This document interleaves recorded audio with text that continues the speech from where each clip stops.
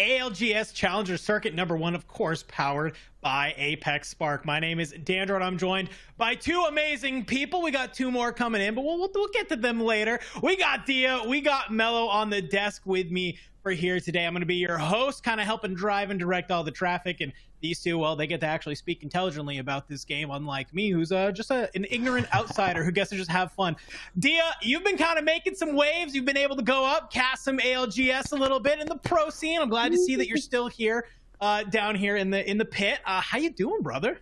I mean, I'm doing really well. As you said, it's been a big year in Apex Legends, and that all starts here, right? We talk about talent pipelines, and of course, we're quite excited about us in the Challenger Circuit, talent pipelines here, and it transfers to the players as well. It's literally what these broadcasts are designed for, so I can't wait to talk about some of the up-and-coming, perhaps re-up-and-coming talent that we have. Yeah, I mean, listen, we got plenty of time to talk about it, and someone I know who knows a lot about it is dying to talk more about it. It's Mello. Mello, how you doing, my man?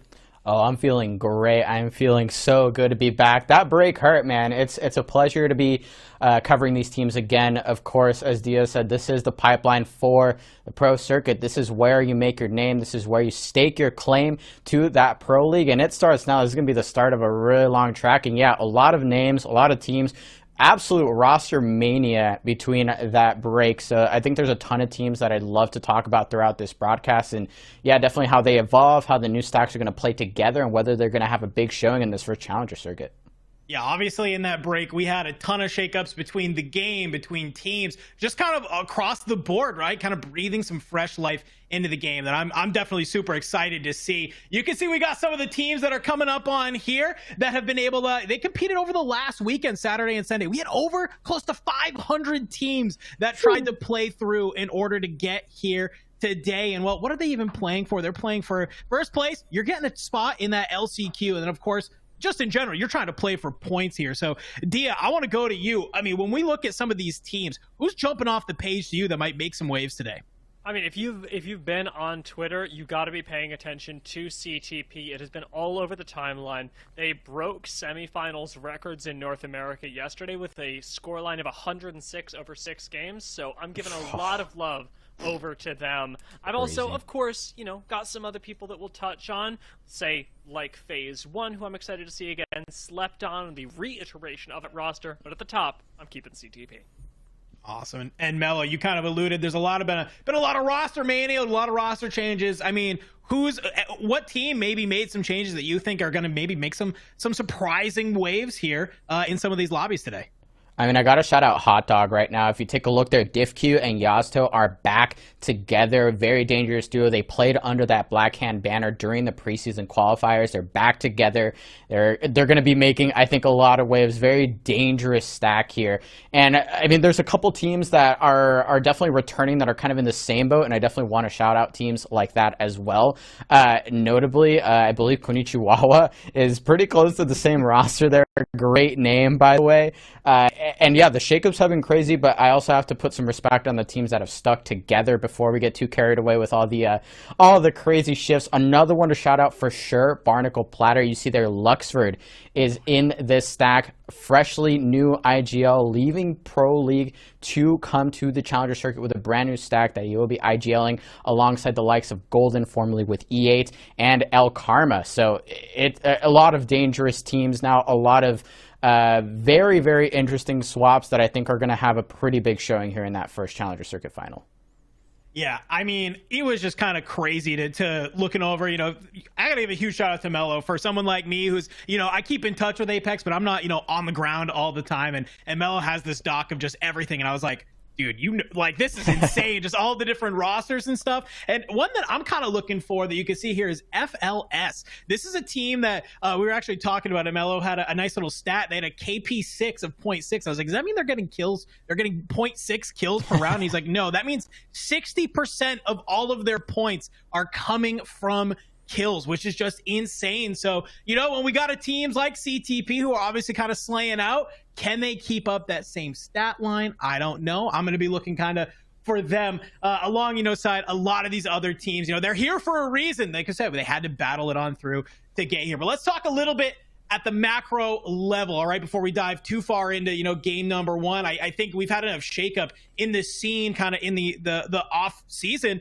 Dia, you've kind of been able up there. You've been the one kind of casting ALGS, right? You've been up there. Kind of talk to me about the difference between maybe the ALGS lobbies, the Pro League, and what we are going to see here in this Challenger Circuit number one tonight.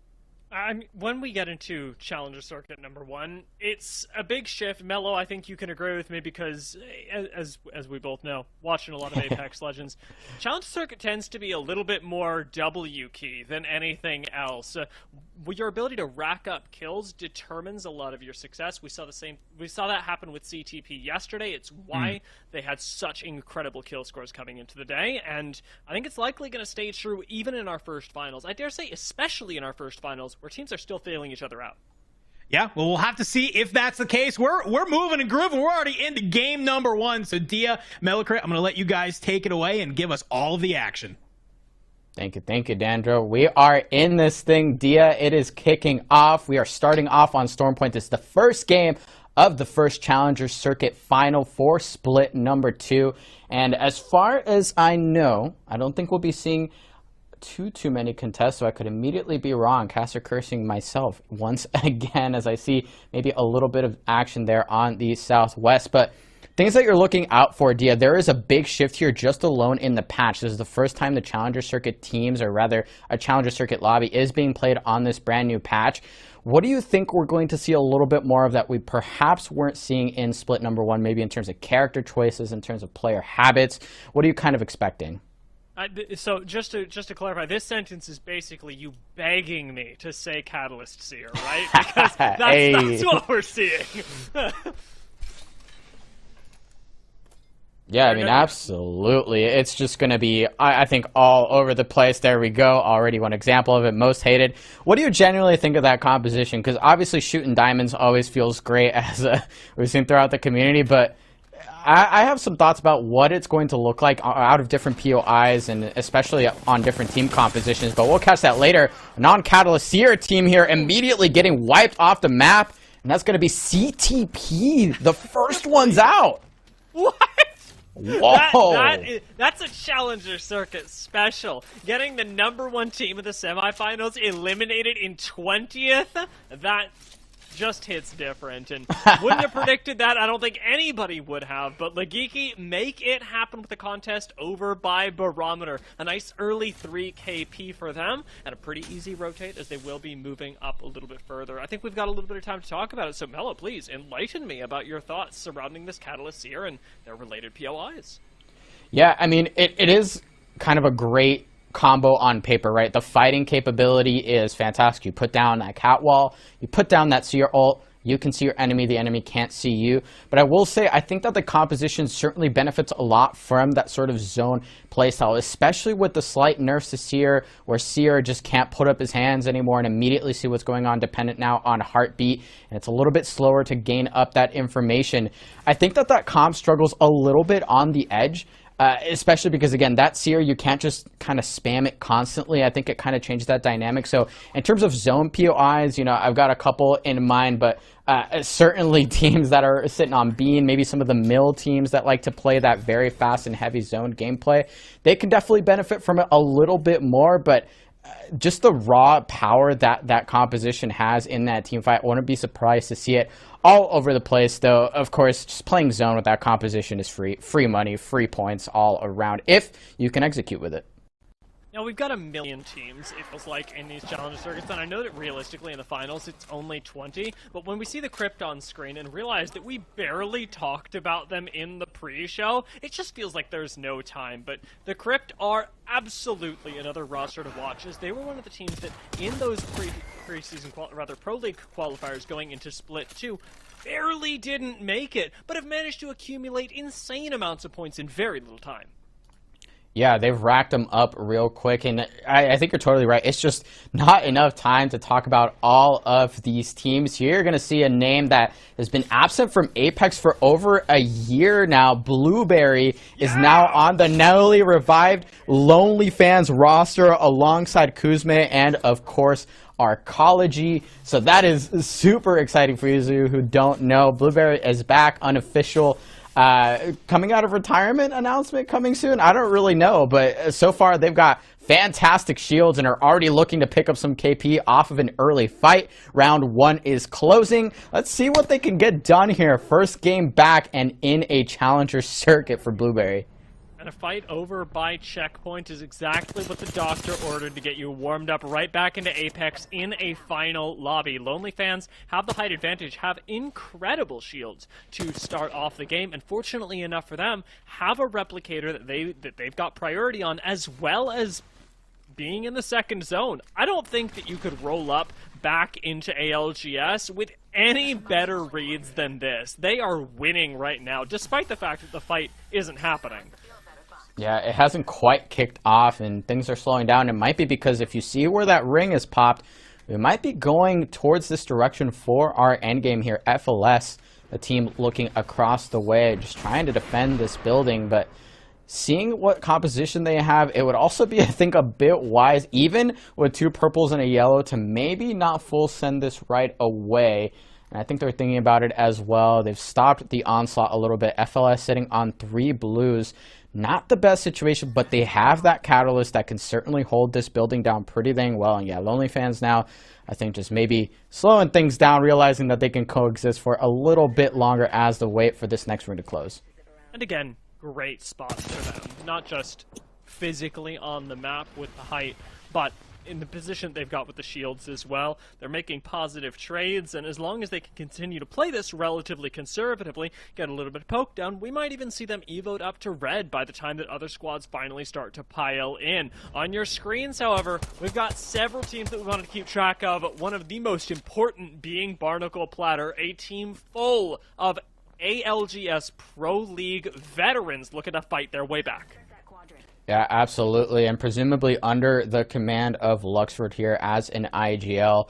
They are going to be looking to make a big impact on these Challenger Circuit lobbies. Of course, as you said, Pro League caliber 100%, and if that chemistry can start to develop and they can carry all of that talent over to the Challenger Circuit, they might be some mainstays here. Expect them in a lot of these finals lobbies. They're actually going to be working this Bean POI as well as the cave to the southwest. So they've got pretty dang good loot to start off with, and of course that IMC armory that they presumably have already completed. So they're sitting pretty, and now you're going to be maybe thinking about 1 or 2 things. Do they have priority on this checkpoint zone? It's looking like they might be thinking otherwise and might opt for a fight instead.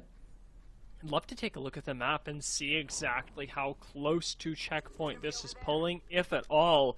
As zones already in EMEA this morning were just off the wall. I don't know if you got to see them, Mello, but there were some ridiculous pulls that went straight out into the open, and I would expect no less for the North American Challenger Circuit to really give these teams a taste of what adaptability is required to play this at the highest level.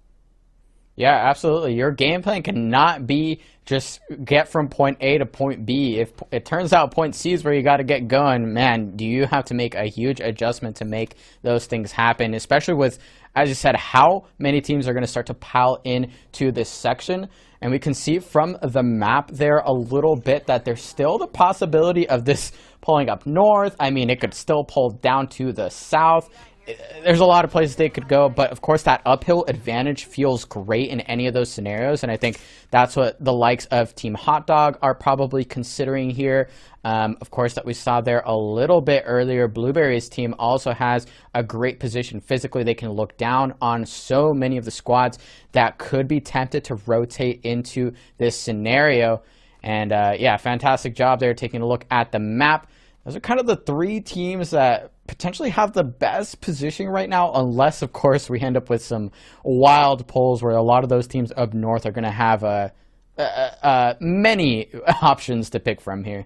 There are honestly at least 3 zone endings in here that would cause some serious chaos, whether it be pulling over to checkpoint, the Hot Dog buildings up to the north, or even over by the corner next to Cascade Falls. All of those are technically options, and all including have a lot of open ground that teams from any given POI will have to work their way through. We saw charge rifles picked up earlier by the likes of Barnacle Platter, and once they get into zone, I like to see them absolutely make use of the open swaths of space that Stormpoint provides by setting themselves up dead on in the center, perhaps with a little bit of high ground, and just farming those evos, and most importantly, the kills that'll come along with them. Yeah, and that's something really important to consider, right? If you are a team that has good priority on the zone, or maybe you just got there early enough with some good rotations, you have to be proactive. You have to be poking for Evo shields.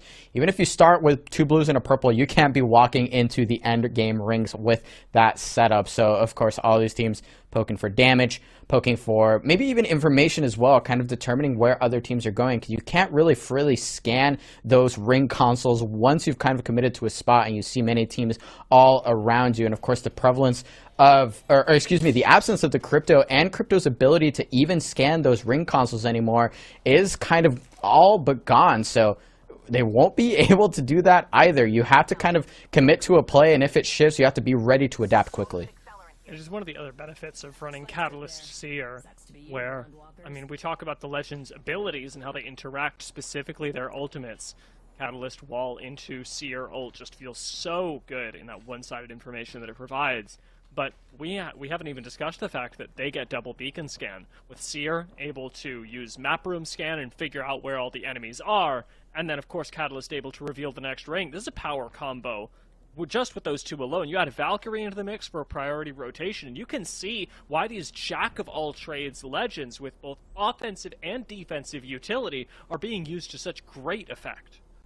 Yeah, I know a lot of people were calling for Catalyst to get a little bit of juice, to maybe get something that puts her over in terms of competitive viability. Not that on paper her abilities weren't already able to do that, especially paired with the Sierra, but definitely one of the big winners in terms of the Legend passive changes that we saw in that big patch that really just kind of turned everything upside down. And yeah, big buff there, gets to scan those ring consoles.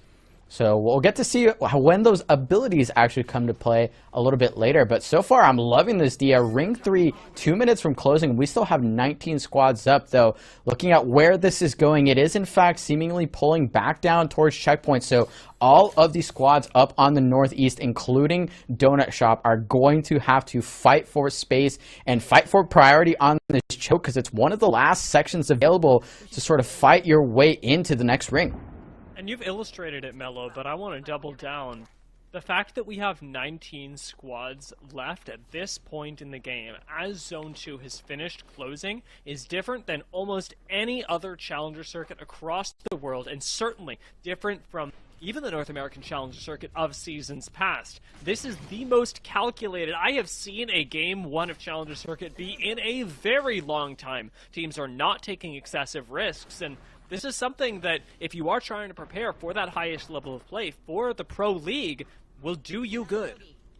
And you have to consider the fact that the first team eliminated was off a contestant. It was our best performing team in the semifinals. So, hint, hint, maybe that's part of the reason, right? Maybe they were one of those teams that was just starting the fights, that was ensuing chaos and ultimately benefiting from it with those raw mechanics. But of course, this ring is kind of the lost opportunity for a lot of these teams to coexist on the edge. Fights are certainly going to start breaking out here. Barnacle Platter already finding a walk up here potentially to fight for this building. It looks like it's been largely given up, at least this edge, but the fight is not over. And in fact, Seer ult starting to go down. This one's probably going to break wide open here in the next couple of seconds. Nice defensive nade, or at least in theory, Barnacle Platter do accidentally throw a frag back onto themselves, but survive it for the moment. In their fight, could very easily be third-partied by Yazto and DiffQ. I wouldn't be stepping too close to the flame here, because Hot Dog can absolutely pounce. We talked about them earlier, but Yazto and DiffQ formed part of what I'll call Golden Age Black Hand, where they would just run at you and were undefeated in their landing spots, specifically over by Big Mod. When we think about this team, you think firepower, and that perfect example is Luxford just takes a little bit too big of an ego peak. Oh, that's tough, and that's not even the team that they were starting off the fight with, but Hot Dog now starting to walk in, maybe try to take advantage of the chaos that they've ensued. They have this team stuck in an absolute corner. Luxford already having gone down once. El Karma also going to get dropped, and Barnacle Platter is eliminated. Hot Dog, really no damage to be seen. They're going to have to walk, or rather, they're going to get to walk to this building for free. Once again, it's just outside looking into this next ring. Great profit here from Hot Dog. When we talk about parity between the Challenger Circuit and the Pro League as well, nothing screams it like that engagement. Hot Dog walk up and eliminate one of the teams predicted to perform best on the day. They're almost instantly joined by Team All Might, who are our third squad to fall in the first game. And as the zone continues to close in around checkpoint, more squads are being denied their own positions of safety, including Team Spoon, who have lost proficiency already and are looking to finish their fight. They've already got a nade down, and with one member left standing, looks like Fat Fruit Ninja should be able to make short work of this. The Prowler does plenty, and No Name are gone. No Name is eliminated. MSW looked like they were struggling as well, and just like that, all it took was 30 seconds, Dia, and we are down to 15, though. Again, incredibly impressive. You just have to imagine these players are feeling the pressure right now of seeing 15 squads up in ring number 4. The competition is at an all-time high, and this is what we expect from the Challenger Circuit. All of the PL players that have come down having to maybe prove themselves once again. So many of the Challenger Circuit teams that were just short in that Pro League qualifier here to stake their claim once again. This is at an all-time high level of competition. And already the teams that have fallen, they're already thinking about what they did wrong, what they're going to prove on that next run. And of course, you also have to give the ring a little bit of props for how many eliminations it is causing. Most Hated going to pick up a nice little knock here on Rambo, trying to find that revive. It was good patience. Most Hated knew exactly what was up there, and Rambo bites the dust instantly. There is still one more cheeky member waiting around here, as well as, might I add, a rat from MSW who managed to survive the previous engagement. Perhaps could use a res of their own if Most Hated start perhaps getting distracted around the rest of these fights. A Wolf going to jump right back to the team, as Chatamus Prime are our squad in 15th to fall. Placement points now starting to cascade in for the rest of the lobby, as Team Spoon are going to get everybody back. Oh god, in! The respawn is not cancelled, but are they just falling to their deaths? Yeah, the ring is closing, Dia, so they had little room to play as is, and they're going to have even less. They're going to be late coming out of that dropship. In the meantime, though, Redeem is eliminated. We saw them in the kill feed there a little bit. They seem to have fallen to Reptilian, and now the fight is truly breaking out here in the center. That's going to be the new Phase 1 roster that's caught between a rock and a hard place with Konichiwa looking down on them as well. Phase 1 does eventually get eliminated. We are down to 11. Konichiwa does have a great position to continue to pressure these teams that are walking in. They're trying to be proactive here, get those shields up. Gobble, still the last member on that blue, but they have the Lobo ultimate, which means they're going to have to start to soak up those shields, and that if they're not earning through the poke, they're definitely going to find in that ultimate. Rambo goes down, but Team Spoon do make an overall positive play, able to get themselves back to at least a duo in the top 11 so far. That is a king Thermite Team Spoon to lay down as Fat Fruit Ninja continues farming out pressure for the squad, making the clutch plays when he needs to, and it was the Thermite that landed onto the members of the Crypt, playing almost directly underneath checkpoint right now. There aren't a lot of angles where they can be fired at from above, but from the side, there are plenty, and it's just a matter of time before Team, what do we call it, Konichiwa, but now signed by Empire, figure out what's going on. Hey. And we still have Lonely Fans on this ultimate height here. They can pressure so many squads, but of course that goes both ways. If they peek a little bit too much, plenty of teams can look their way. They are still not in ring either, so you're starting to see the pings. And they're actually going up towards the north, which means they might already start to consider the possibility of having to kill one of these squads to clear their back. And that's kind of an underrated call. You can't just kind of sit in zone and hope that no one looks at you. Arcology looking at 140 damage off of that R301 spray. And now that team is looking extra juicy, maybe looking like KP right now. It's got one clipped, and I tell you, if you have an Ashe portal, that's a dead team. As they do not, as Ashe is not meta and not predicted to be anytime soon, they're going to have to wait things out. In checkpoint, It's a little more difficult to make these pushes work. However, on the low ground, Legiki do pull off that classic rotation using the Catalyst Wall to help them out, and the Seer make that even safer. They've got big defensive space bought for them, and as soon as this Catalyst Wall falls, they'll be in a bit more trouble. We'll see how they can maneuver until then. Playing ahead peak right now, just on the edge of these rocks, as Team Spoon do bite the dust, taken out of the hands of the Crypt. Very viable heady there actually for them. Konnichiwa trying to make their walk-up happen, and so far succeeding 2 out of 3. But Clankbot most likely going to get eliminated here, and now the push is on, and it's actually from their side out. They almost get a big win here, even though they are down a person. That's going to be the Crypt swinging in, though, and cleaning up Konnichiwa, but they lose 2 of their members on the walk-up, and now Dig Vibes having to play the knockdown shields for dear life as the grenades start to fly on in. Don't know how much longer they're going to last here, but they've gotten plenty of value out of that fight already. Absolutely a chance that you can get everybody. Ooh, but the Crypt. Tough. With those nades and the R99, most crucially, the weapon of the season, have bitten the dust. Hot Dog managed to disengage with smart use of the Bangalore smokes. I will say, unfortunate or fortunate for them, Digi and the Crafter today, so they better have some, because everybody else certainly will. Once you realize that there are Bangalores in the lobby, that is the #1 item you are crafting at the start of the game. Legiki do fall. And unfortunately for them, are going to be waiting until next game to make their waves, as we've still got Lonely fans on the high ground. What is this? Wow, making me eat my words. They are still in. It's not the best spot to play. As you can see, their Arcology almost getting dropped in an instant, and it looks like they're having to drop down anyway, playing this a little bit earlier, setting up that catwall, but Arcology is going to go down anyway by the hands of Lazar and the rest of Most Hated now, looking to continue to deal out damage because they need to clear that side. They are one of the last teams here on the Southeast. They have a team on their roof, so if they manage to take out the rest of Lonely Fans, is going to be a much better walk-up for them. But Lonely Fans is that team, the team that has taken their roof, and it's really difficult to pressure them here, because if you peek too far out, there is teams across the way, exactly one team across the way that can look at you and just beam you off of this roof. Yet another catwalk going down. It looks like they're going to take the other fight instead. Last 3 standing. Here we go, Dia. Koifel and DiffQ need to heal up before this fight truly breaks out, though. With the height that Lonely Fans have, it looks good for them, but as a duo, can they make it work? They find the first knock onto Yazto, and now Hot Dog are just a duo as well. Duo trio left in this game. No time to res for the moment, and Lonely Fans playing the knockdown shield are going to go for a quick thirst. Don't get it, leaving Most Hated as the last trio standing. They take out Hot Dog, and now they are on the warpath for Lonely Fans, marking themselves as the Game 1 winners in our first return to the Challenger Circuit.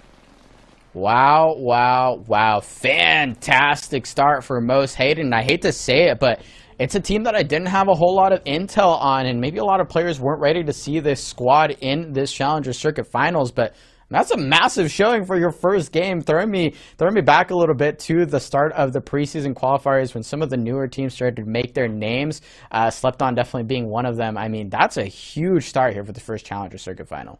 It really is. I'm super impressed with the way that they navigated that as well. Being the team that was jumped on by Blueberry and the squad, Lonely Fans, great job with the Catalyst Wall to buy themselves a little bit of space, get on the roof.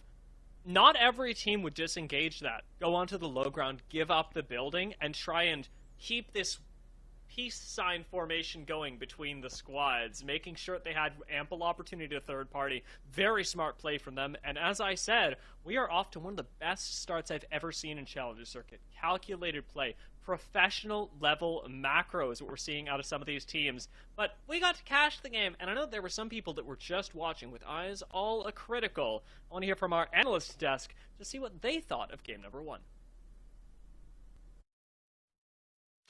Hey, thank you so much, boys. What an insane game number 1. I don't think we could have asked for a better start to Challenger Circuit number 1. I'm back here. Of course, we got some brand new faces on the desk with me. It is, of course, Tenrek and Tom, and we were watching that kind of game in our little green room in the back, and it just got crazy so fast. I know I have a couple notes, but I want to hear from you guys. Tenrek, I mean, game number 1, I think the number 1 thing that you and I talked about, CTP, they changed their landing spot, and they get rocked right off the rip. Look, all I'm saying is CTP were supposed to drop with Most Hated over in Down Beast. CTP instead got interrupted by Lagiki down in Barometer. They take 20th. Most Hated moves uninterrupted to Checkpoint to lock down that spot. And they're able to take game. I'm not going to become a conspiracy theorist after round 1, but too much went right for Most Hated for that to work out. And it also came down to that third party where that recognition came at the very last second. Wait, between Hot Dog and Lonely Fans, they were like simultaneously, wait a second, there's still a third team in this equation right now, and we both need to take them down. But by that point, far too late. Sightlines were locked in, corners were checked, and that was a great final take in that top 3 by Most Hated. Yeah, Most Hated putting in the work. Tom, I mean, you're kind of the big brain Apex player around here. Give me kind of your kind of breakdown from a player perspective. Kind of what did Most Hated do that really kind of set them up to catch that dub? And what did some teams, I know we were kind of talking about some mistakes that some teams made along there as well. Yeah, I think one of the things that Most Hated did especially well was being in control of their endgame. They were the team that was taking the engagements. They chose when to fight, who to fight. And in the end, they just sweep the final zone. They were the team applying the pressure instead of being under pressure. When you're in control, when you have the momentum, when you're third-partying other teams' fights, third-partying Hot Dog, it makes the game so much easier because you're in control, you're on the front foot, and there's something to say about confidence. When you're winning fights, when you're on a roll, teams can become really hard to stop when you're at such a top level of gameplay. I completely agree, and I think that we saw that was very evident. I mean, one kind of quick little stat, end of zone 3, we still had 17 squads as that zone kind of closed and we went into zone 4. I mean, talk to me about that, because it seemed like maybe it was a stalemate for like the first 3 quarters of that game, and then all of a sudden I'm watching like 12 teams battle out in a circle the size of a quarter.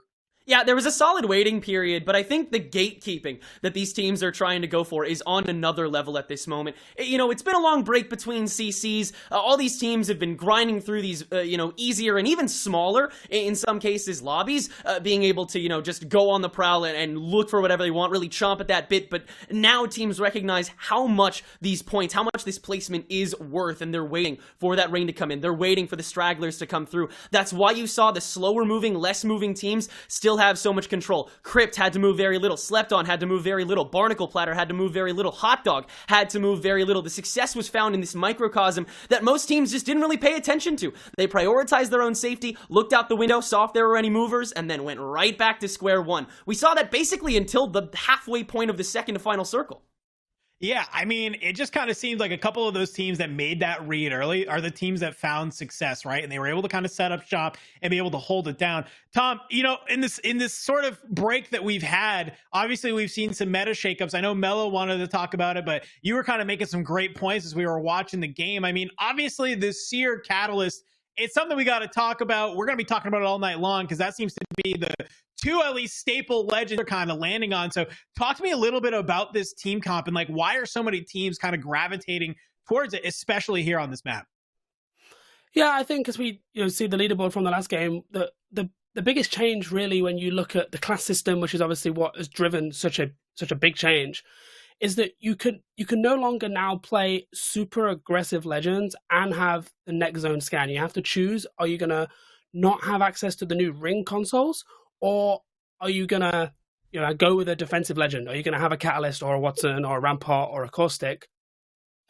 So what that means is that teams can't really play that hybrid style anymore. And because people are finding Catalyst is the most flexible of all the controller legends, because she has that Dark Veil wall that can provide you cover to push teams, to move away from teams. She can also reinforce doors. She can put her traps down to help secure and slower teams push. She's become very, very popular. But because the Seer Ultimate is still providing scans through that Dark Veil, it just becomes the best and only real counter to that, because you can scan the team on the other side of the wall. You're essentially, as I put it in the green room, playing Kovacs, shooting diamonds through the wall. So it makes this sort of ecosystem, and the reason is because teams really want zone information. Even though we saw a lot of teams still didn't quite know where the zone is going, we saw teams were picking, some teams guessed it was going north, some teams guessed it was going east. It went neither, it went west into checkpoint. And even with people having zone information. So it just shows how crucial it can be for your macro strategy and your positioning to have that zone information. Teams want that, but they also want flexibility, which is why we're seeing a lot of Catalyst. And when there's Catalyst, there's going to be Seer. Yeah, I mean, I think it's kind of really interesting, right? I know when Catalyst got released, there were maybe one or two teams that were kind of running her and trying to figure out. It almost felt like it was being forced to make it work, but now it seems like, since obviously we have the new classes being brought in, we have some changes to some of the legends. It's kind of cool to see her slot in. I don't know if it's cool that she slots in to help empower a seer. I know everybody is just like ready for this legend to be gone, but hey, I love it, right? We love ingenuity. We love teams are trying to find something else to do here. Let's talk a little bit about most hated 10 rec, because we kind of saw those scores there a little bit. We saw kind of in that 2nd through 8th, there were similar scores, but most hated coming out 16 kills. They're getting that first place. 12 points, just a nice early lead that they can pick up. I mean, this squad, they just kind of look dominant. We talked about CTP. They could have contested them, but they didn't. So I don't know. What do you think led to most hated just being able to get a large number of kills? I think the mentality for most of the checkpoint remnants, the teams that were already there, Lonely Fans, Hot Dog, the teams that made it there early, they wanted to stay above it all. And most hated, they got to do that a little bit too.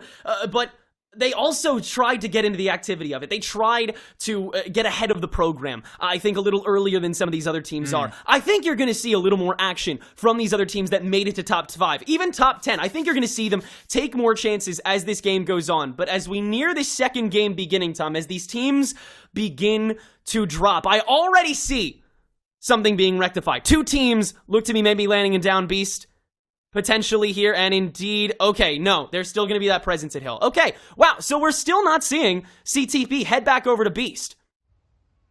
Yeah, I think this is one of those really strange ring around the rosies with POIs. People don't want to contest, and I think for a team like CTP, they were averaging almost 11 kills per game in their semifinals. 10.8 kills a game. That is unbelievable, because the sort of general rule of thumb is if you can average 10 points a game, you're going to be at the top of leaderboards in any tournament.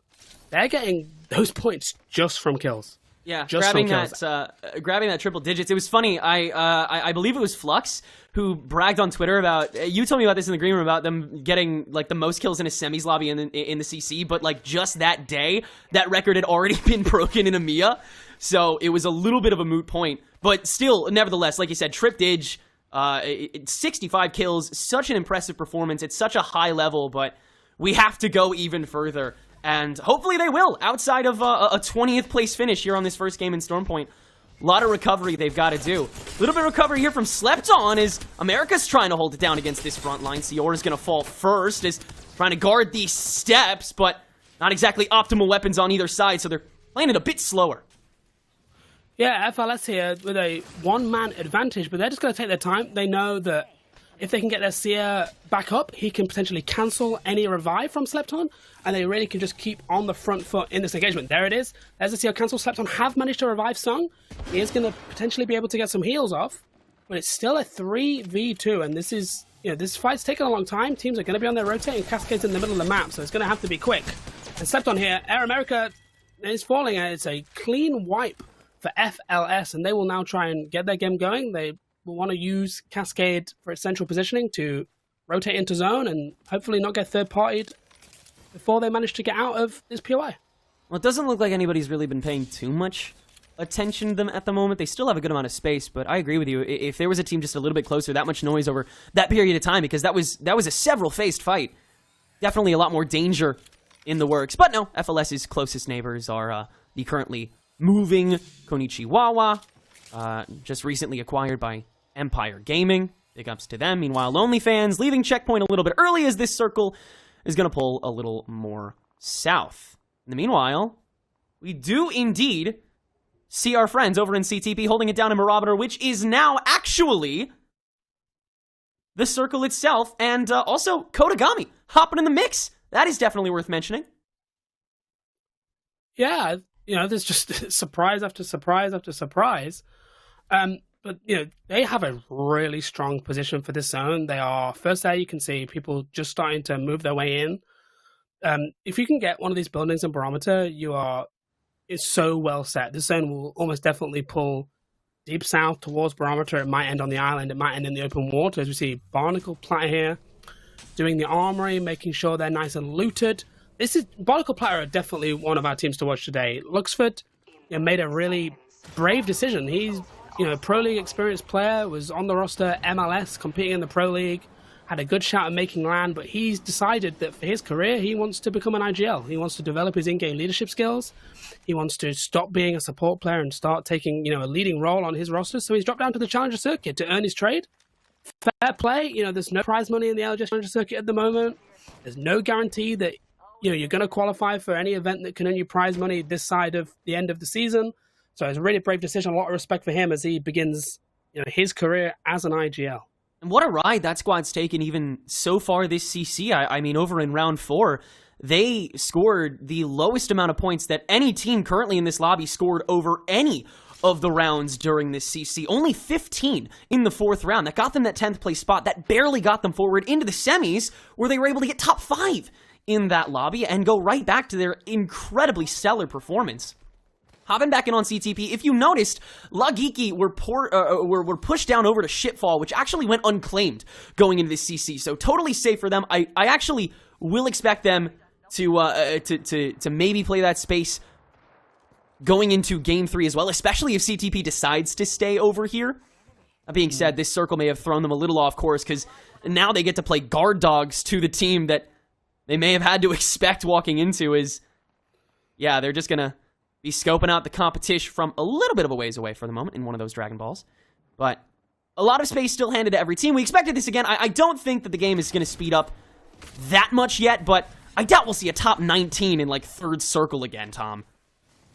Yeah, but I think that one of the things that kept so many teams alive in the last zone was that we were essentially playing almost 2 different zones because teams hadn't quite called. There seems to be a fight here. Konnichiwa getting involved early, trying to take out that Cyril.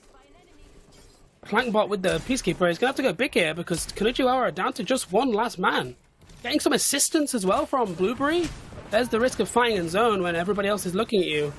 He's going to try and survive here as it's Redeem fighting as well. Lots of zone teams here taking early engagements. Dalton last alive for Redeem as well. Yeah, this is about 6 or 7 teams hopping into Barometer right about now, and actually Lagiki has used this time to head over to that northeastern side instead. Big nade coming out from Dalton to stall some more time, which is so incredibly important at the moment, considering how little space each of these teams has at the moment. Is Redeem it's still down here, CTP still down here, Lonely Fans has made their way down here as well, as has Konichiwa, who still has some surviving members, but we've started to see some fragmentations, and this might not be another one, as Redeem will fully fall after Dalton gets absolutely and entirely invaded.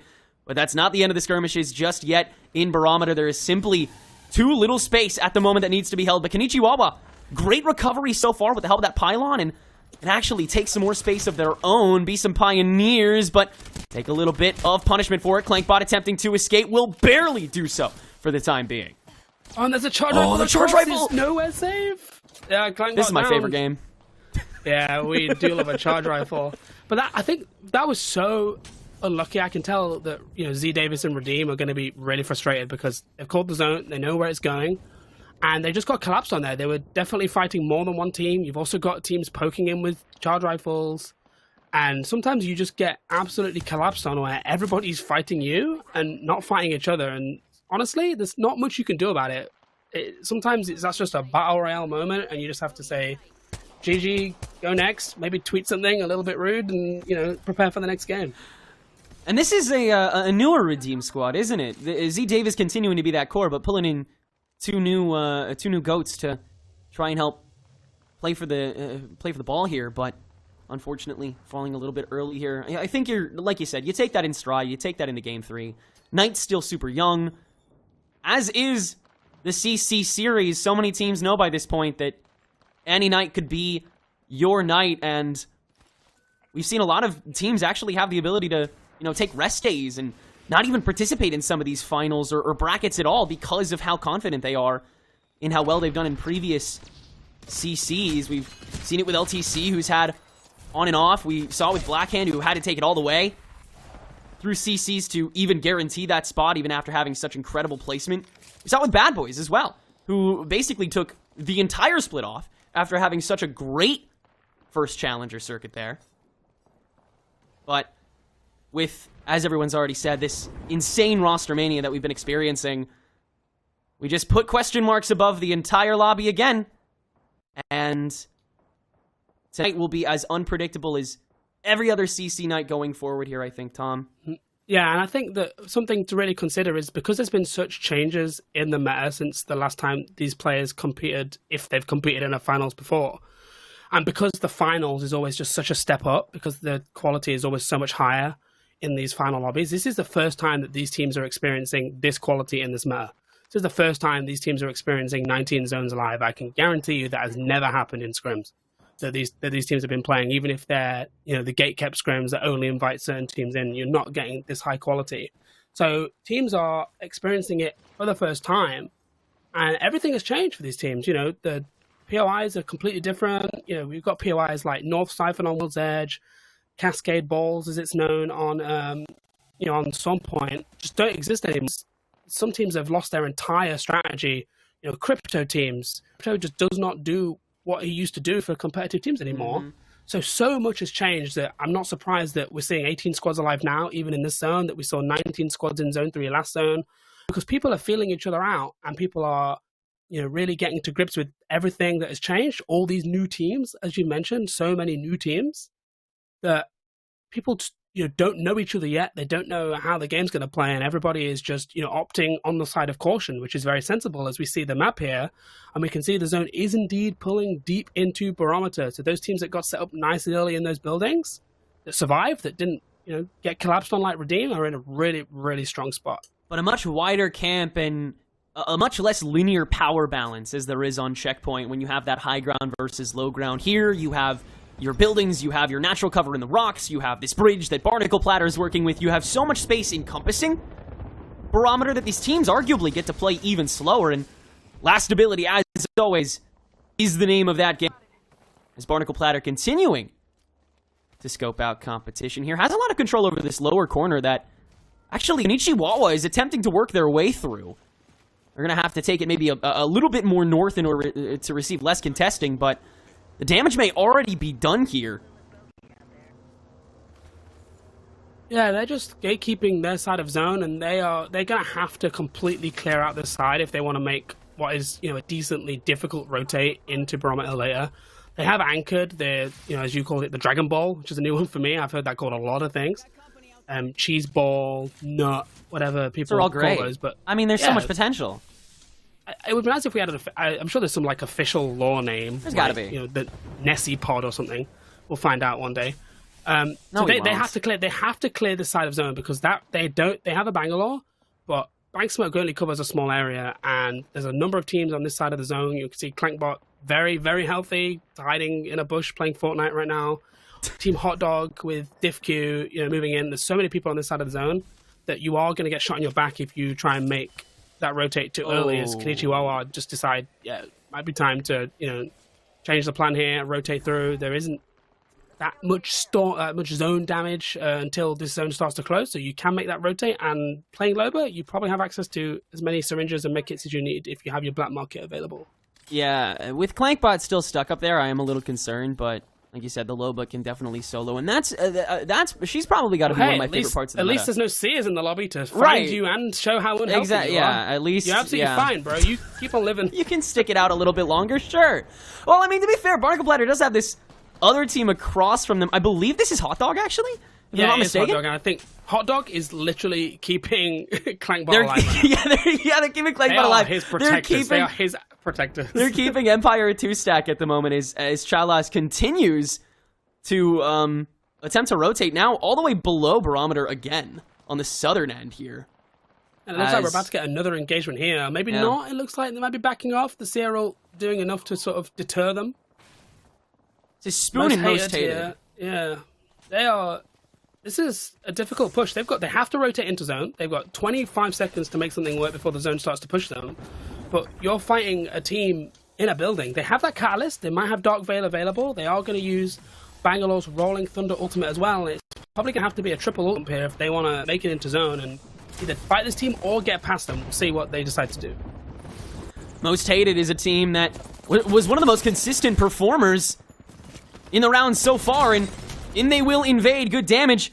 Now to start things out as a Weapon Laser attempt to keep this going. Dark Veil to cover the blows, but it's just down a laser.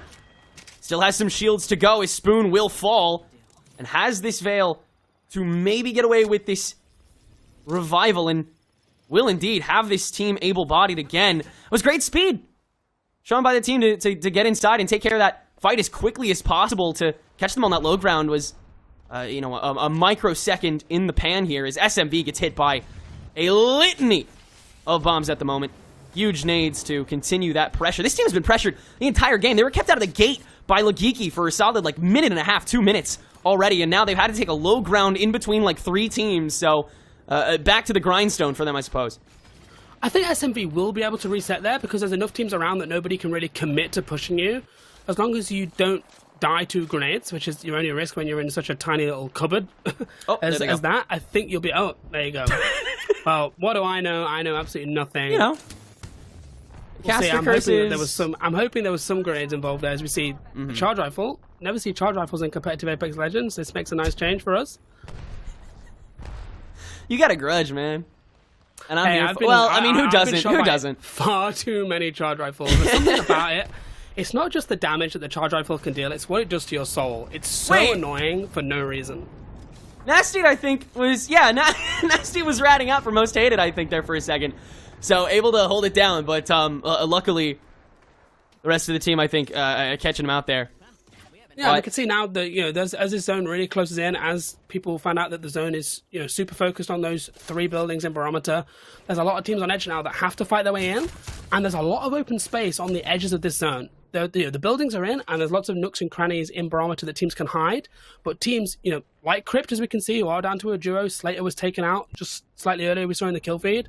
Look at that open space that they have to cross. They're going to try and get a revive off here under the bridge with the mobile...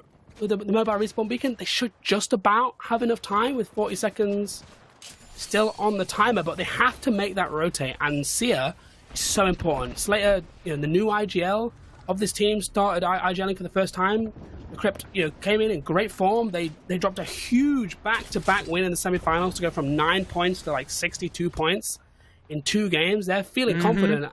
But they need that Seer to make this rotate, because if they're going to maybe play underneath Barometer, if they're going to play maybe around those pipes or around the cannon, they're going to have that Seer heartbeat passive to be able to work out where teams are and where is safe without having to overcommit to any spot. So really important that they managed to get Slater back in the game. Yeah, like you said, I think it was 19th to 2nd in 3 games, and winning those last 2, an insane run that they were able to make. Speaking of which, here's a run from Golden, who is attempting to get away from the competition. His Karma will get taken down first. Crypt are on the hunt! Tom to make sure that the southern end of the circle is theirs, and it looks like they found their little nook and or cranny to specify. So, taking a little bit of flack from a couple different angles, though, and Dick Bobs is actually going to pay the price for it fully. After that, Valk Tac will make wind, and actually, this is the entire Crypt getting burned out! And Golden managed to get away. Despite getting walked up on in the back, Golden has managed to escape. Not sure if he doesn't have heals or he's too frightened to heal because of the noise. I think he has no heals, so he is in a very difficult spot. And of course now, the strongest building in zone just getting absolutely sieged. But Lonely Fans have a strong position. Looks like they're owning both floors. They have Catalyst, so they can reinforce those doors. They can put those traps down. EMP there, of course, coming in, but not as detrimental to a Catalyst as it is to a Watson team. If you're a Watson team, you'd have just lost all of your utility. But those Catalyst reinforced doors stay up when there's an EMP. And of course, you're the only person that can control whether they're up or down, as we've just seen. Because they're just deciding to lower the door just to take a peek. And that can be rebuilt whenever Blueberry decides. Still some movement will have to be done by Lonely Fans in this upcoming circle, and there's not too many ways in or out, which means there's not too many places that have to be checked in order for this team to be basically completely shut down. You have to wait until the rest of these teams are caught with their pants down, and there may not be that kind of time as teams are beginning to fall again and again and again. All Might now down to 2 as Terry was caught outside, but the rest of this team has made a rotation back to the eastern end of this ring. Still have to move as well. Everybody really just reconsidering having to play so slow all of a sudden. Unga Bunga high ground does not work this time around. No Name, another attempt at an invasion. This time, it will be Hot Dog that falls here. Or no, excuse me, CTP that will fall. A big team that made it a lot farther this time, but didn't really make any waves in the kill feed that much either, so mayhaps making it up to top 15 this time in the standings after game 2, but so far Stormpoint, unfortunately for one of these top seeds, not a huge performance. Yeah, and what I think is really interesting right now is, as we look at the map here, look at Team Hotdog. They have a really strong position. It might not look like it because of all the open space, but they are one of the teams that is just not contested for their walk-in. They are completely free to walk in. You know, as we see teams here, like how many, Donut Shop here just getting absolutely sieged, having to use that Gibby Dome. Welcome back to ALGS Gibraltar. And they're so contested for their rotate here, as we see they're getting into all kinds of trouble. Meanwhile, DiffQ and the kill feed just picking people off safely from the other side of the zone. No one anywhere near Team Hotdog right now. This was Ape Gang, who was under the bridge and had actually a great amount of space until they started getting hit by Donut Shop, in which case they had to give away their position, start making some noise, and so other teams have started to contact them as well, which means that low ground is no longer safe. How about a Rolling Thunder to make the high ground unsafe either?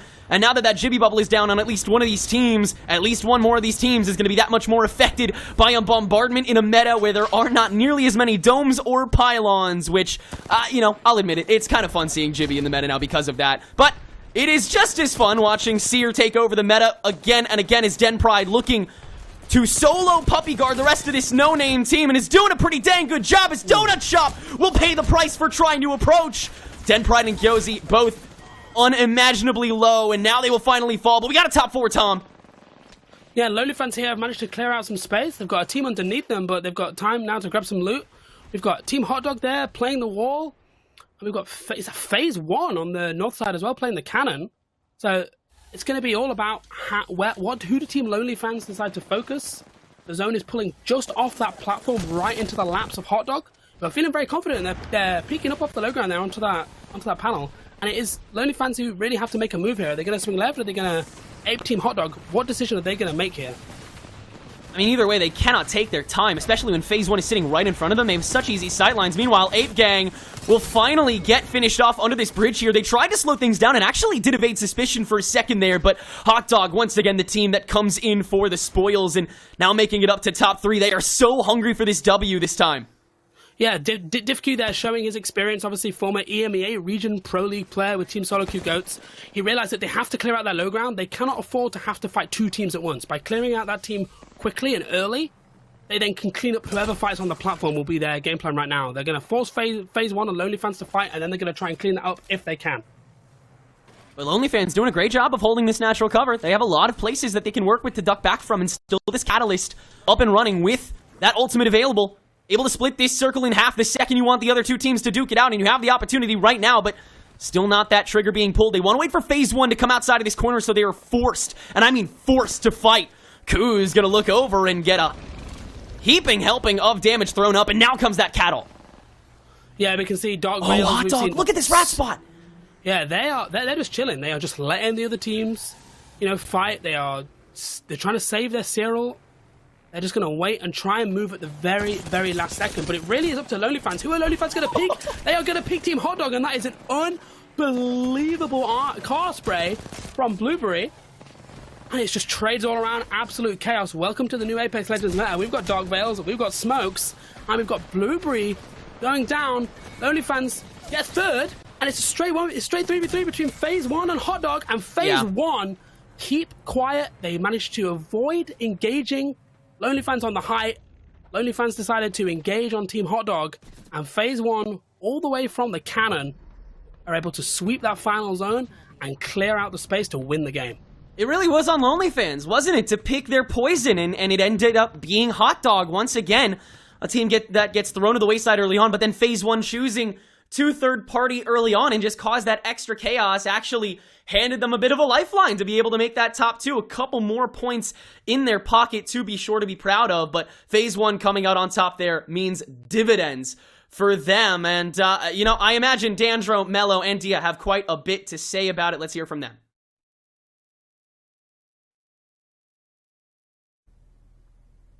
You're right, Tenrek. I think we do have a lot to say about that, because that game was probably just as great as game number 1. I mean, Dia, you were saying, you're like, this might be the best Challenger circuit yet. I saw the tweet as well, so you etched it into stone. Okay. I want to hear. Tell me why is this Challenger Circuit so good? Because we're seeing just teams are just as competitive in this game number 2 as they were game number 1. Yeah, what I'm really enjoying is that W key mentality that I talked about with you and Mello before the show hasn't really been as apparent, because teams are using the mechanical skill that we know they have and that in large part got them here, and now restraining it, knowing that in the final lobby they're going up against players that are playing at that same level. And so there's a lot more respect, and respect is something that, to be honest, in Challenger Circuits past was lacking between teams. So really happy to just see that. Yeah, and I mean, it kind of, we see, kind of Lonely Fans and Hot Dog, they're making it to another top 4, but it was obviously phase 1 that was able to kind of play that. At the end, it got a little bit mixy, Mello. Kind of help me break down that end game, because, Tenrec was making a great call. It says, hey, you have that catapult to be able to split the zone in half, but that's just not what happened. And it seemed like maybe the teams thought that was going to happen, and then it just kind of all broke down at the very end. Help me kind of understand, where did it all go wrong for those other 2 teams, and what did phase 1 do well?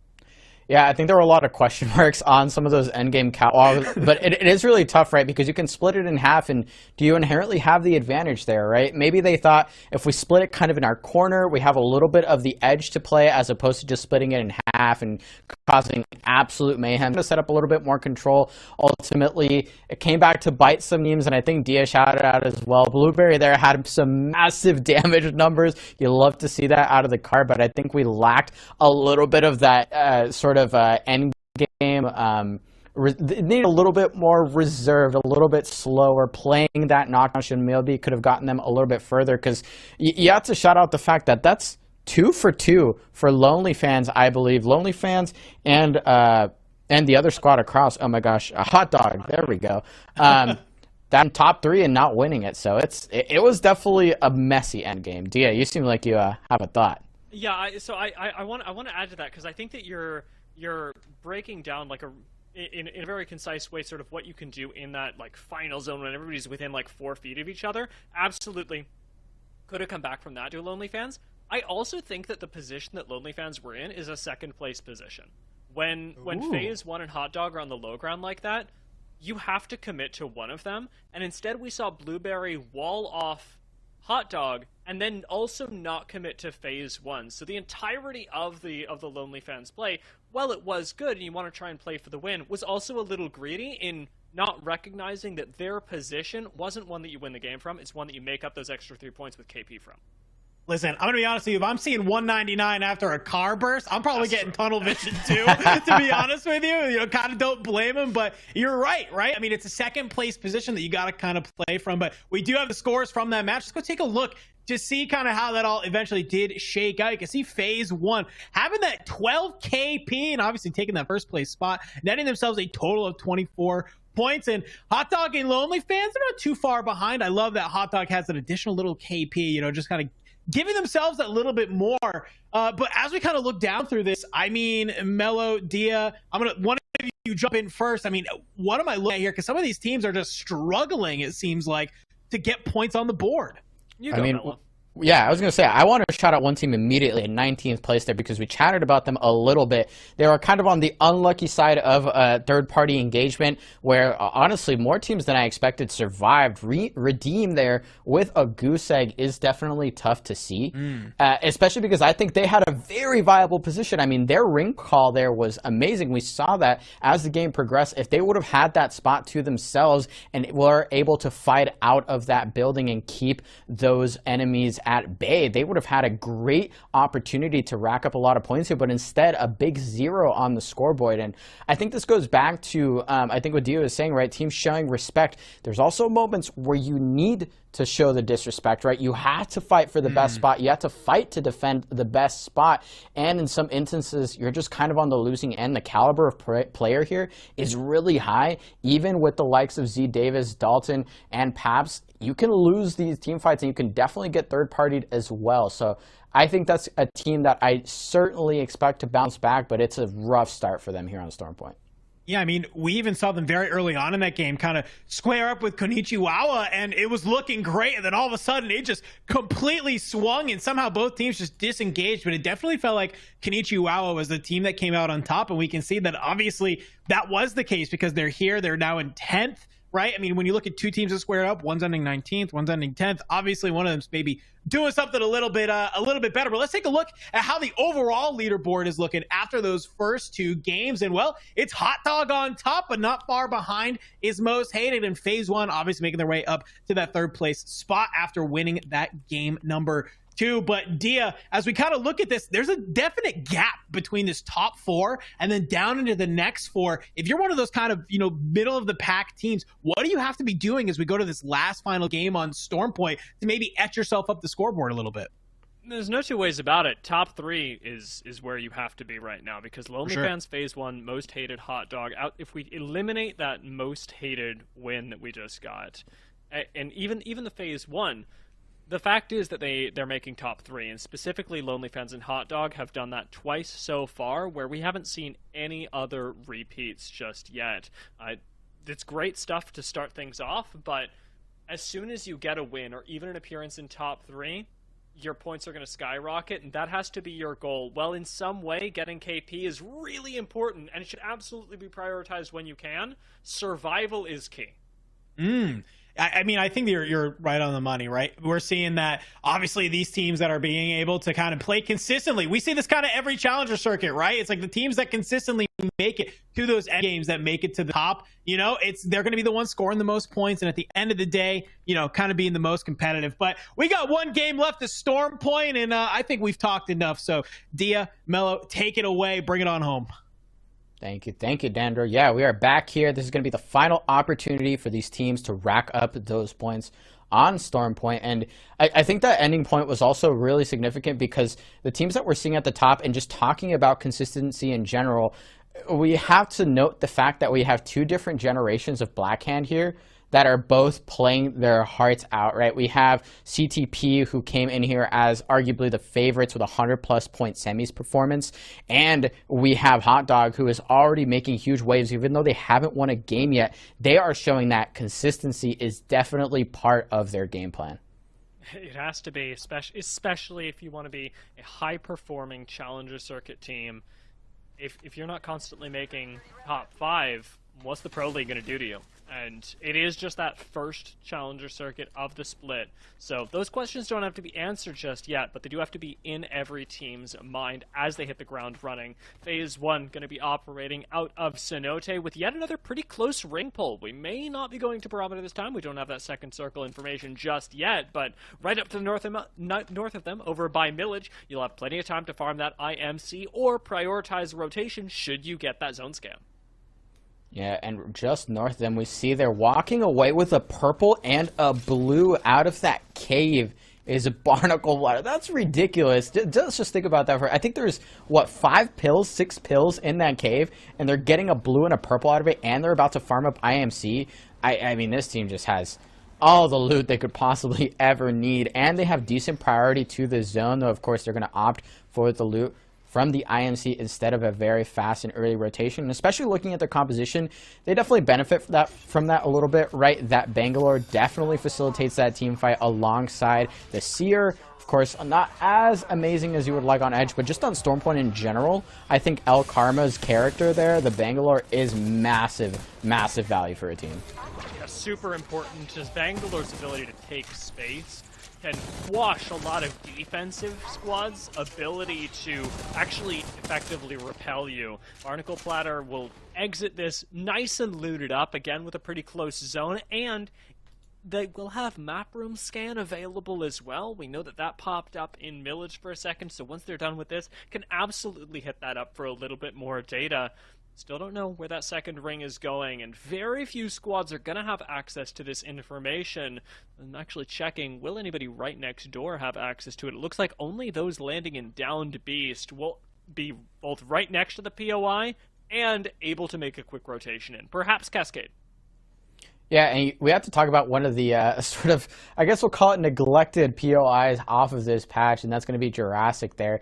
As you see, there is no ring console scan, so that team is in some ways kind of flying blind here. I don't think there's a team that's just taking that as their POI. I think they're also taking those gondola buildings to the northeast, but in any case, that team that is kind of central to the map doesn't have that information, access to that information easily anymore, and we see that the rotates out section are I think they can be a little bit tougher and a little bit more gambly. You kind of have to commit to a 50-50 on which side of the map you play sometimes. There we see in that initial ring, this could definitely go up north from that big choke with the tunnel, or it could fly south. It could go just east of where that Bean team is looting up. So it's definitely become a little bit more difficult to be playing the center of the map, and I expect those teams to make more moves that are, I think, a little bit more adaptable, a little bit more flexible spots, because those power spots, you're not going to get them a lot of the time.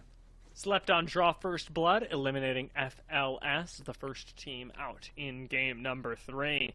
Just got the chance to look at, it was MSW, squad that I wanted to talk about after last game as well. I know Dandra was asking you, what was standing out in terms of teams that may not have collected the most points last game. MSW totally standing out to me. They just won Series E. It was like last week or something like that, and they looked really good throughout the majority of this season and last season at the semi-pro and pro level.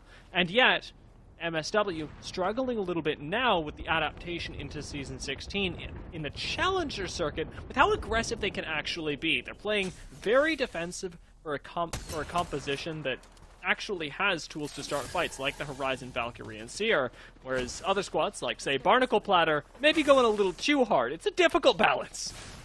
Yeah, and I mean, I don't dislike this fight selection, right? We mentioned that you have to respect the other players, right? But when there is an opportunity where you might be able to get a kill, a clean 3v3, where you can take out a team, it's going to clear your own rotation, it's going to get you that 3KP, it is definitely a boon, but right now, it looks like Phase 1 was prepped and ready to take that fight. They've already taken out Luxford, so that's the IGL gone from Barnacle Platter. Both of these teams are outside the zone, which is now closing. Even though it's just that first ring, it's definitely a massive inconvenience to be taking a fight 2v3 outside of zone, and Barnacle Platter seems to be even more on the losing side as we progress through this.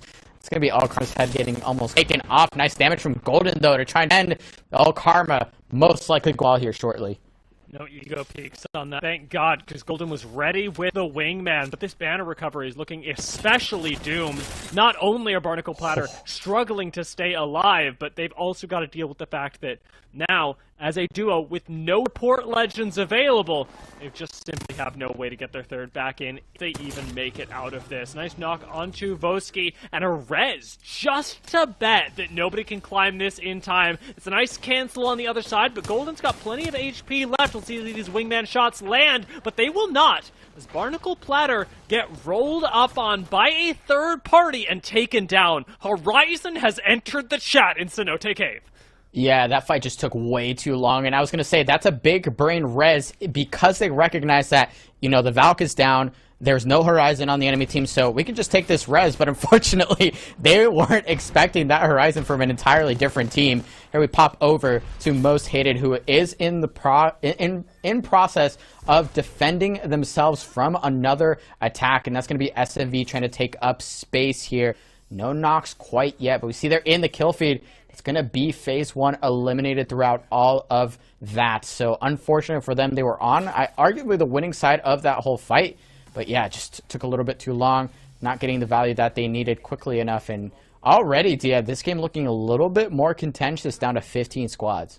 The power of the third party has always been the terror of Apex Legends. And it continues here. It looks like we're going down to Beast.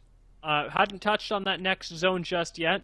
Off of the amount of squads here alone, that looks like where people are getting the scan, and evidently our read is correct. Right outside of checkpoint, including actually a fair bit of it for now. There is always the chance that this pulls a little further south and largely out into the open. For now, down to Beast is the safest place that you can be outside of these little crevices that we've got in the bunkers out to the north. Yeah, and I think that's part of why that fight's breaking out early, right? You want to have full control over this area if you have it early. And it's going to be one of the few opportunities, again, to take an early fight. You can't understate the importance of that KP, right? Even if you're playing zone, even if you're making sure you're avoiding bad fights, you also have to take the good ones. And that was maybe an attempt there by both of those squads, but no one really falling.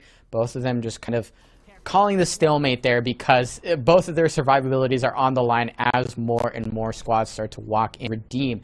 The squad that I shouted out as a big question mark, a bit surprising, not so much a question mark, to see it lower on the standings. Already also taking up a decent spot here on the northern edge of the zone.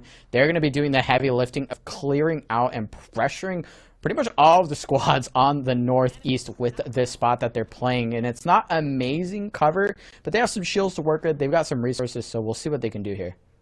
I told you we were going to talk about it. So now that we've seen the rotation followed by the Gibby bubble, let's talk about it. Donut Shop are running the Gibraltar of the lobby. Mello, I know you got opinions because you love to talk about legends and how they fit into comps.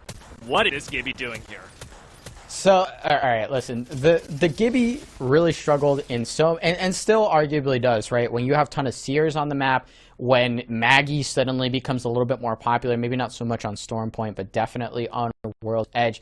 Gibby was historically that legend that was sort of your reset character, right? You get knocked from a distance, your rotate's a little rough, you can just pop a bubble down. I think, and this is kind of going a little bit off the cusp, right? I think there, for one, and this might be a bold claim, so already starting off with bold claims here, I think there's too many Seers on the map. I think a lot of teams aren't understanding their win conditions well enough to recognize that not every single freaking team needs Seer, and definitely not every single team needs to be running that Seer catalyst. So on paper, if you're seeing less Seers, you're definitely also going to get slightly more value out of the Gibraltar. And like you already mentioned with the Bang, that ultimate is not a small deal. Like if you get ulted on by a Gibby defensive bombardment, it could really...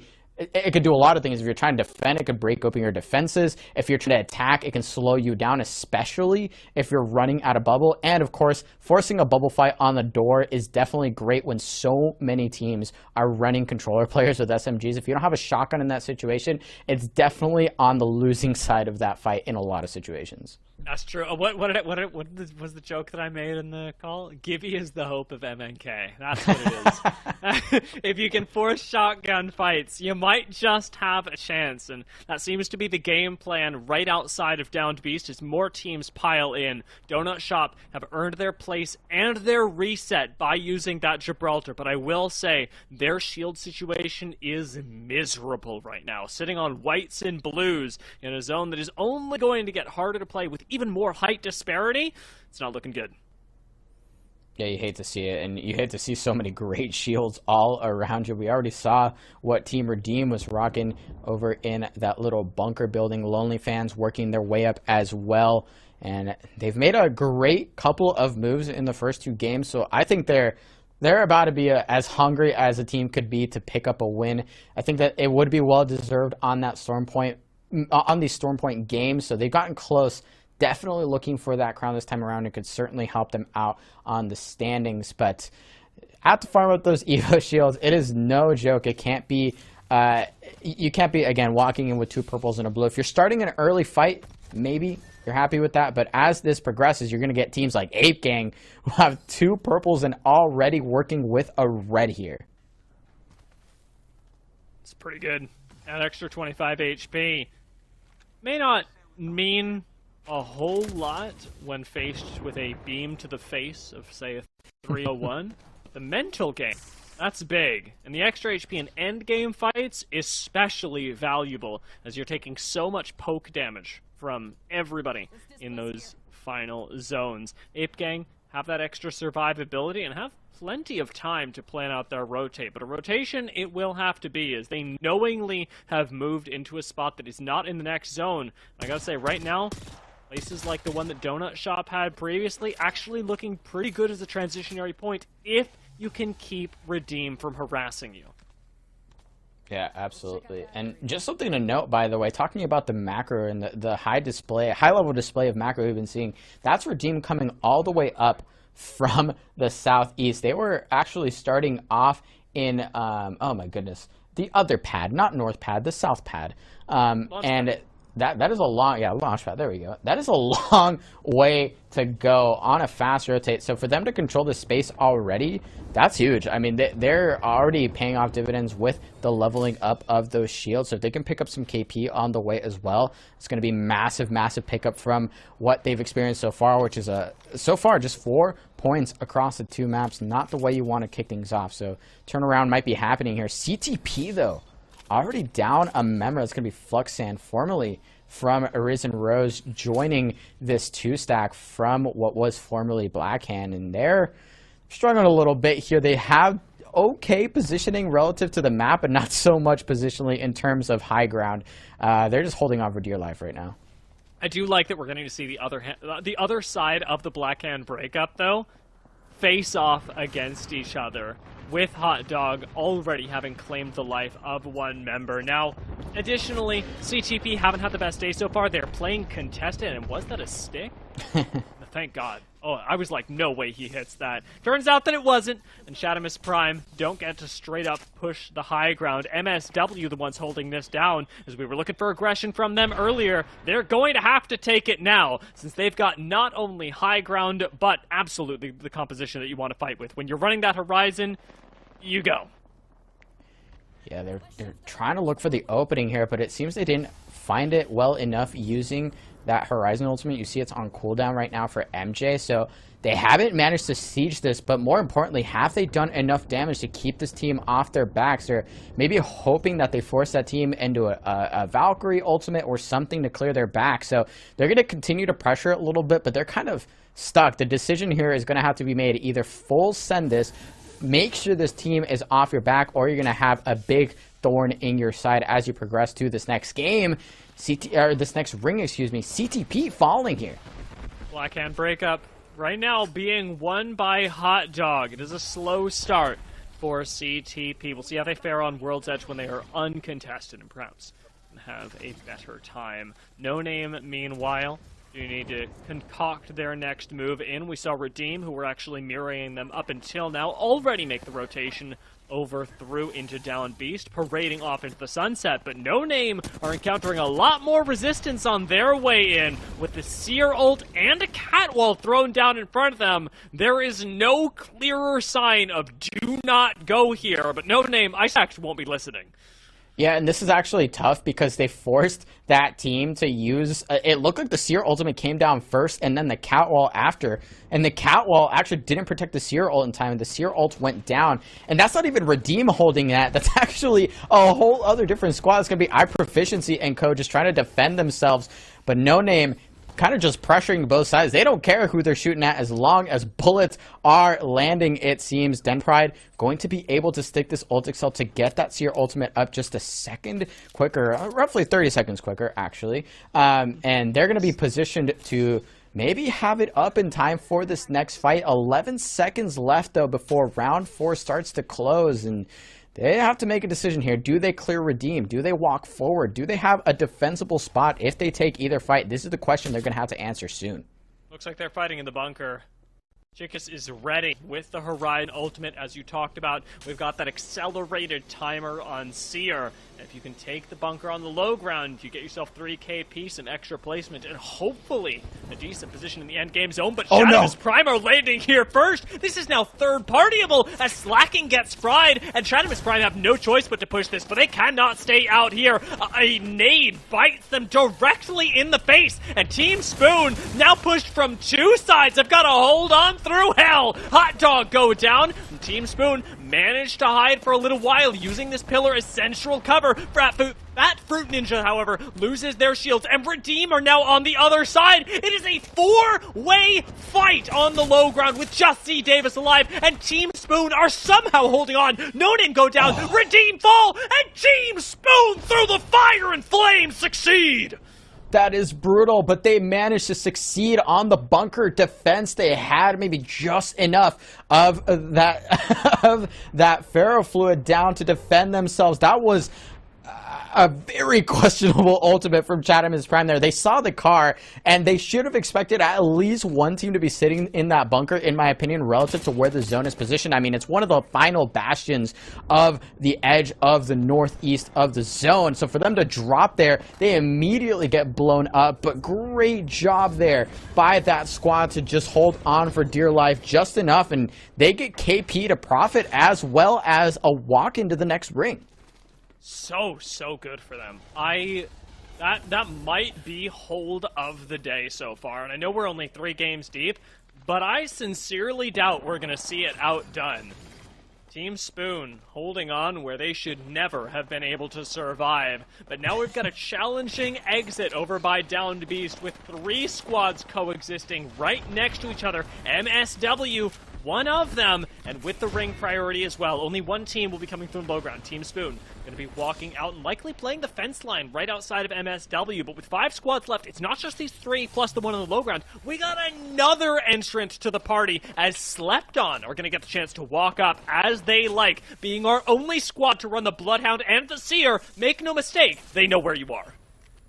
Yeah, this is, I think, the first Bloodhound that we've seen. Bloodhound did get some changes, a little bit on the weaker side in terms of what the ultimate does, right? And the Raven scan is hot and cold. It has its moments, but definitely some big shifts to that character. Sung here trying to make the most, trying to get as much value out of that right now. MSW, as you said, they had pretty decent priority, and they have some defensible angles just because there's at least 2 teams in the building, and really just one more squad in the southeast that has to take a pretty dangerous heady peek. So they're actually relatively safe for now. Donut Shop going to be the last team outside of those buildings here on the northwest, and they're looking down at Sung and the rest of that squad, who seems to have one person sort of peeking out a little bit, trying to find an angle. J-Trips is still sitting on a blue too, so their resources are not as great as I think this team would like.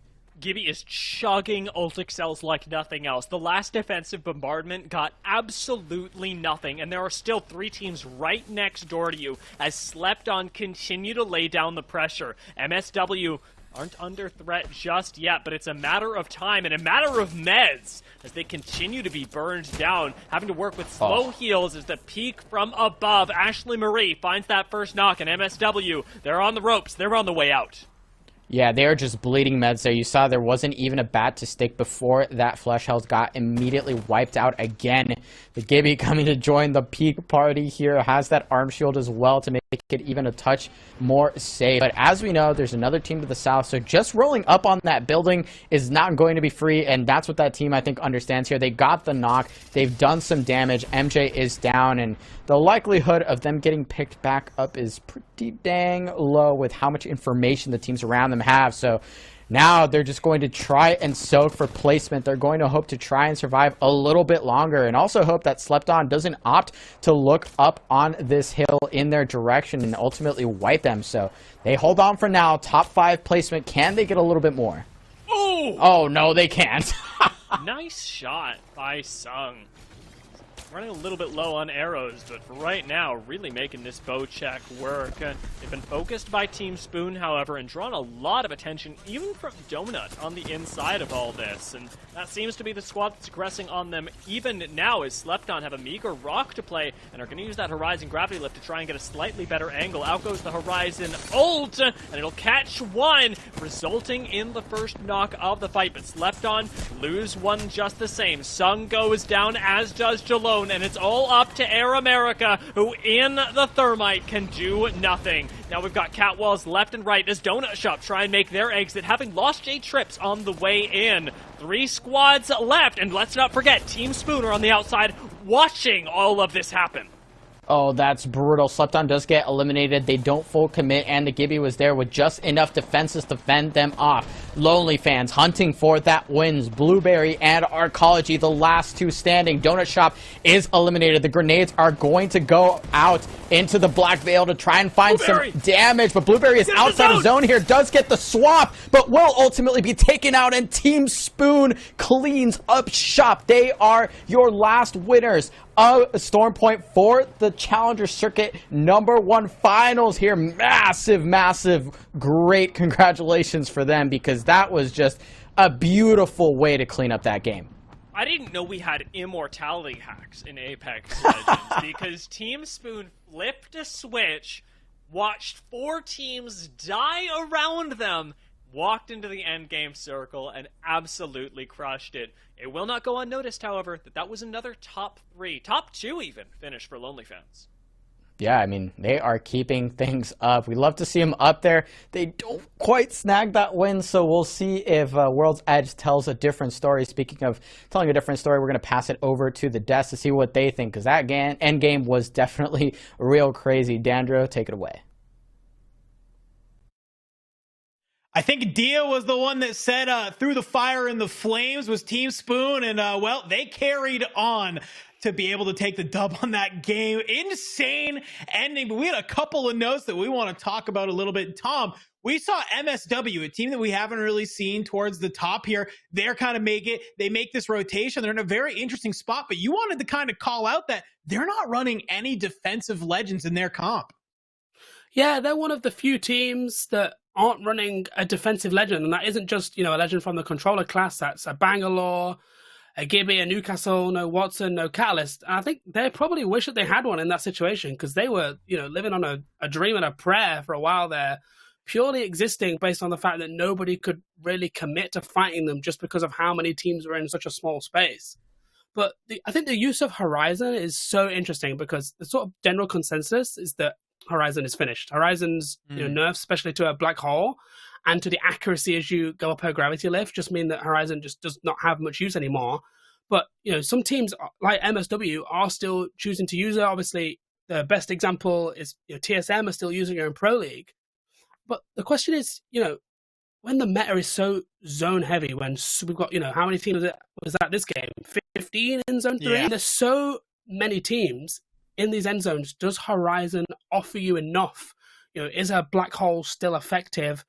Do fights with Horizon just attract so much attention that you're always going to get thirded? And would you be better off with a Bangalore or a Catalyst or even a Gibby? Hey, we've seen Gibby again today.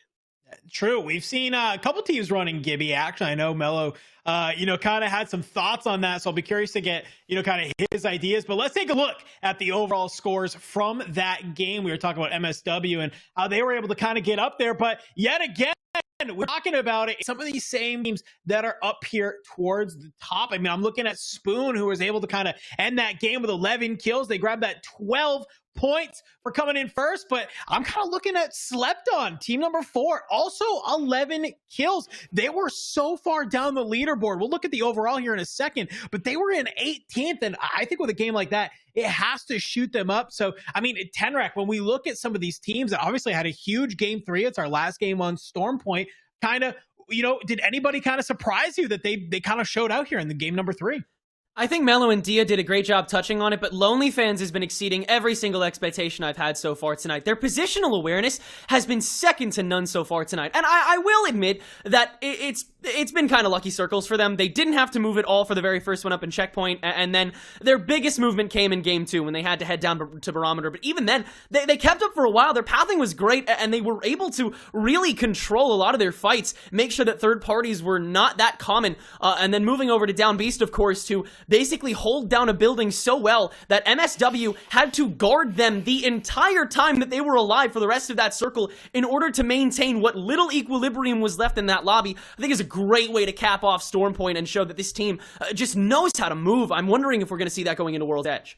I really hope we do as well. I hope that that's a squad that continues to do well. I think we have the overall leaderboard ready to go. So let's take a look as we wrap up Storm Point, get ready to head onto that World's Edge map. Well, unsurprising to anyone, it's going to be Most Hated, who has now claimed that number 1 spot, but it's the usual suspects not too far behind. Hot Dog in second with 38, and actually tied with the Lonely Fans with 38. And Phase 1, Team Spoon, not too far behind either. 29 and 27 from them. Slept On with those 19 points. So, I mean, Tom, you're a competitor, right? You've been in this situation where you're looking at a leaderboard where maybe you're kind of middle of the pack, you're down below, you're trying to be able to come up here. I mean, we're going into a brand new map. Is this a chance to reset for some of these teams, be able to kind of leapfrog their way into this top 5?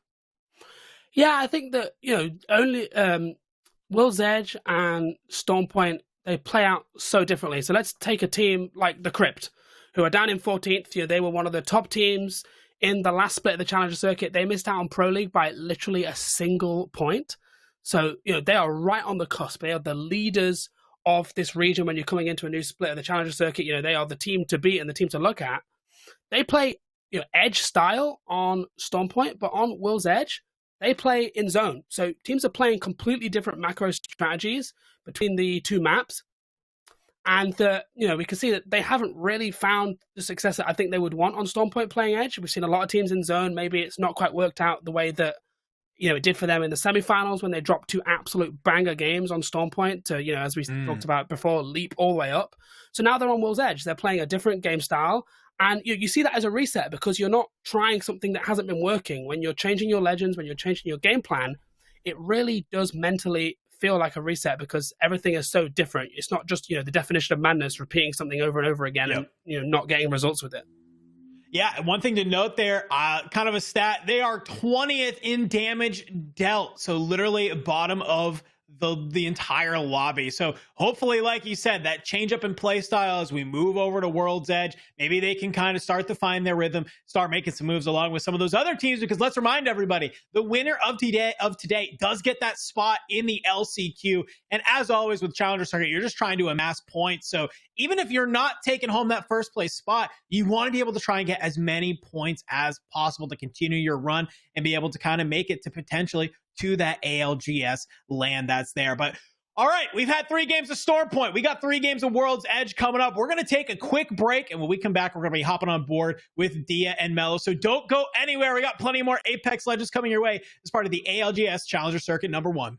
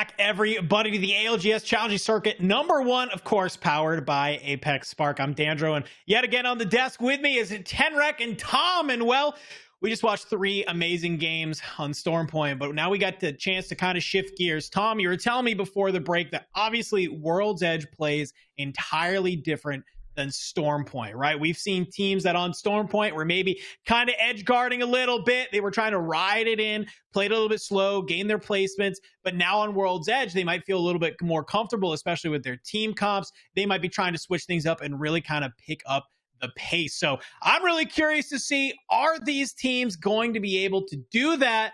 Are they going to slow down? Are we going to see some of the teams that have been kind of rocking it on Stormpoint start to fall off on World's Edge? I don't know, but I do believe we might have game #1 of World's Edge ready to go. So I'm going to let you boys take it away. We'll check back in after that game, and good luck, because I'm excited for this game #4.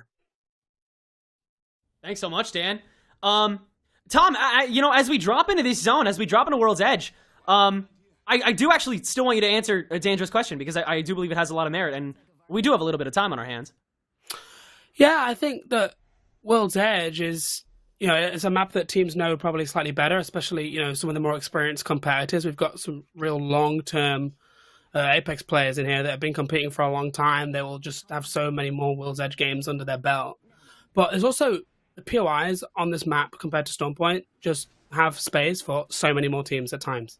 So Lava Siphon, Launch Site, even Tree, Lava City, Skyhook, Fragment. There's so many spots for teams to play safely. It's not relying on, you're not getting looked at or playing, random like bushes and, rocks and caves like you sometimes have to do on Stormpoint.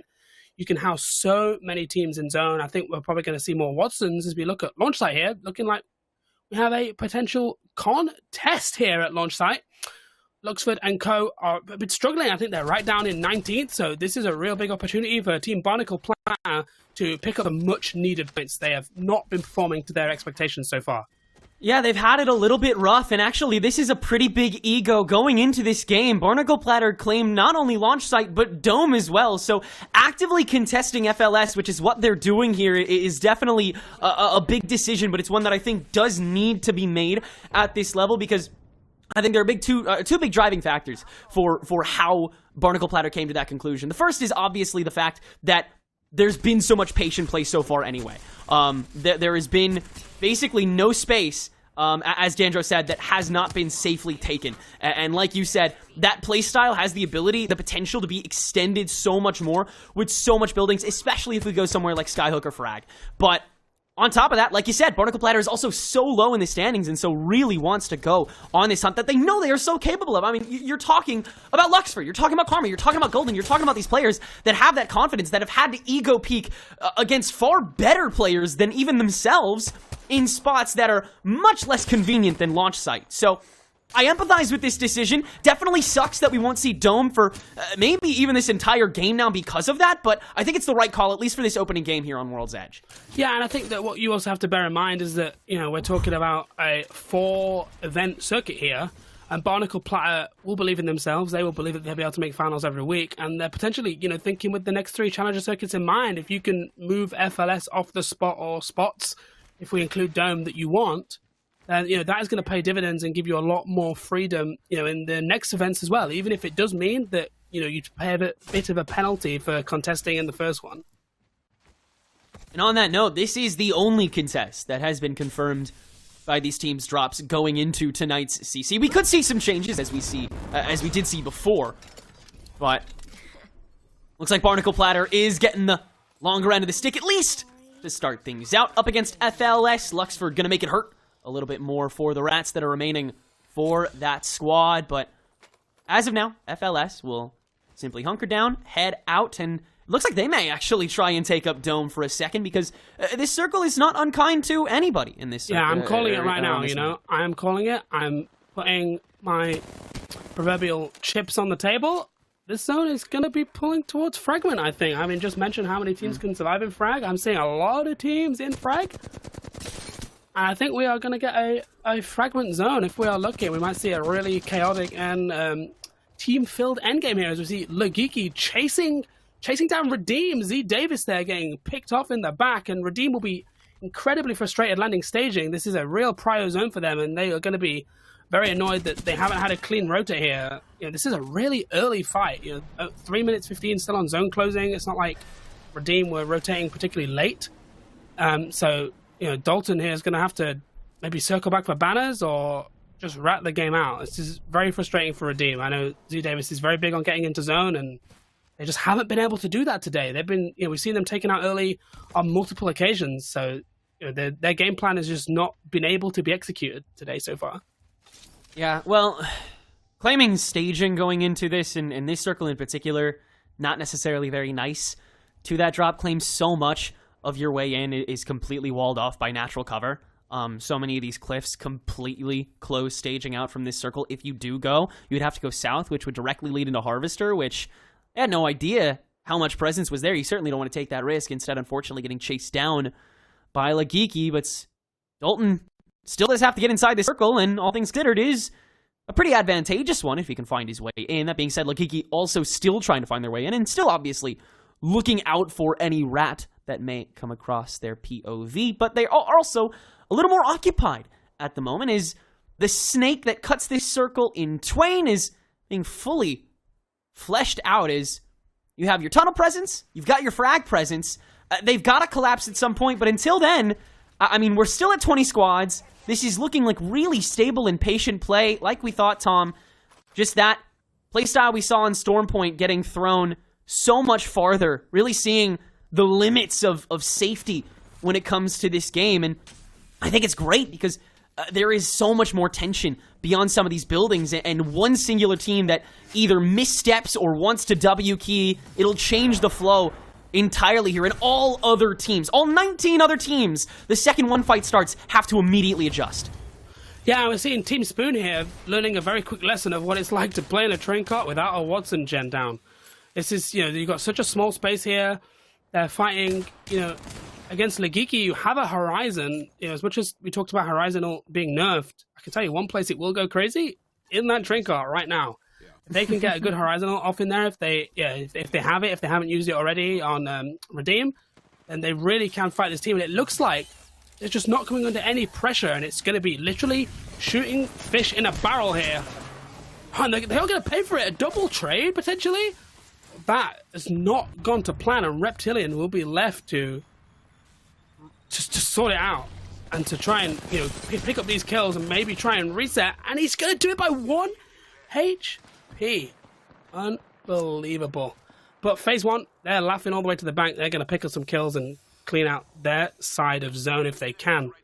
But they are just playing cautiously. You can see still a bit of caution, making sure you're not overcommitting, because you know that there's so many teams in zone in this meta right now, and Reptilian is probably going to get away. He's a lot of flesh health there. Very, very healthy boy. I think that was so smart of Reptilian to recognize that took way longer than it needed to, understanding that phase 1, or a different squad, but probably phase 1, was going to be nearby. Getting out there, and we'll have to rat it out. Good 3v2 against the Team Sans Cat. All things considered, like you said, not a great place to hold down in the train cart. Reptilian, soon-to-be father, actually. Very exciting. Now having to go solo here on this first stint in World's Edge, as we see a lot more teams playing Storm this time around, as opposed to actually making that commitment. And I understand why. That Skyhook cutoff, that staging cutoff that we saw previously, it's handicapping a lot of teams' immediate movement.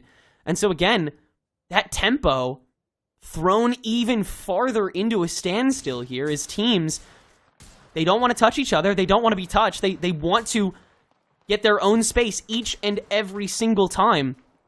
Turning these approaches, turning these pathings into a science. And it's making these lobbies so competitive. Yeah, exactly. I mean, we can see a Caustic here on World's Edge. Valk, Gibby, Caustic. What a combination from SMV. I love it. This is fantastic. And I think that actually, Gibraltar and Caustic are much more viable picks now that we don't have Horizon, because Horizon really was, thorn in the side of both of those legends. And of course, you've lost the next zone scan on Valkyrie, but you've gained it on Caustic. So what this comp is designed to do still works even after the class changes. But they're holding a really, a powerful spot right now, because teams will be trying to guess, is this pulling Frag side or is it pulling Landslide side? It looks like it's going to pull Landslide side, but that's fun to say at 3 a.m.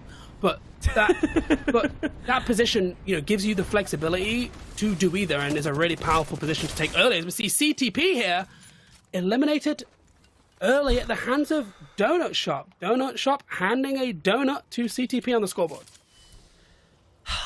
I was really scared of this going into today, Tom. I said to myself, the Black Hand curse still cannot be real after the Black Hand name is gone, right? This stack of Voltic, Griffin, and Cody has got to show me something else, something more that I know this squad has it in them. They always have, haven't they?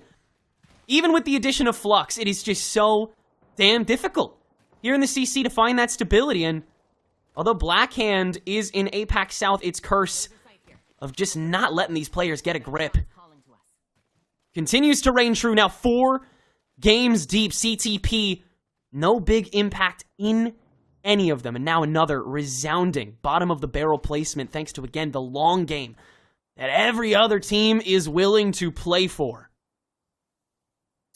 Yeah, exactly. And we can see just how desolate Landslide is. We had a number of teams fight there incredibly early.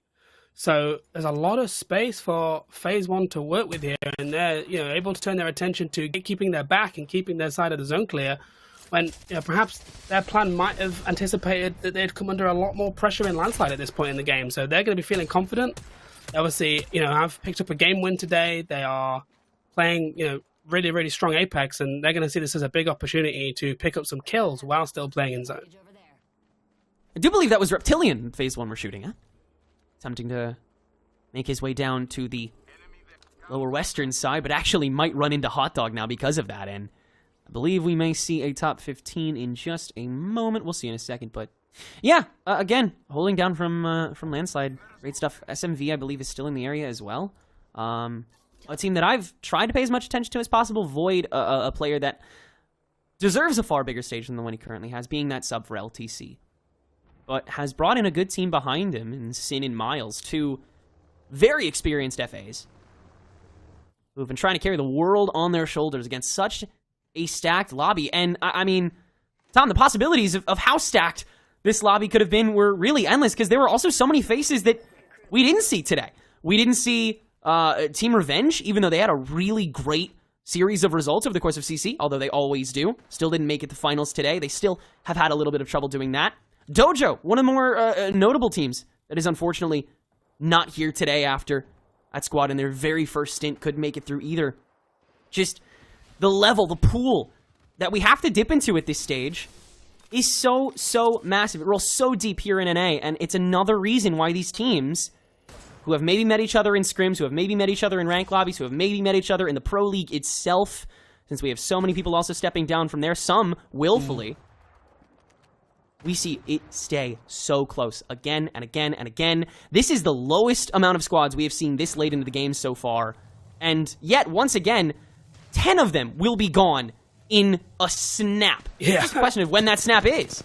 Yeah, I just want to pick you up on what you said about Dojo, because I think they're a great example. Right? On paper, mechanically, an absolutely just unbelievable team, and they're able to rack up big kills. I mean, Timmy, has to be one of the best movement players in the world, right? Obviously, unbelievable player, and it's so good to see him back competing. By the way, I think it's great for the whole scene to have someone like Timmy, back in the game.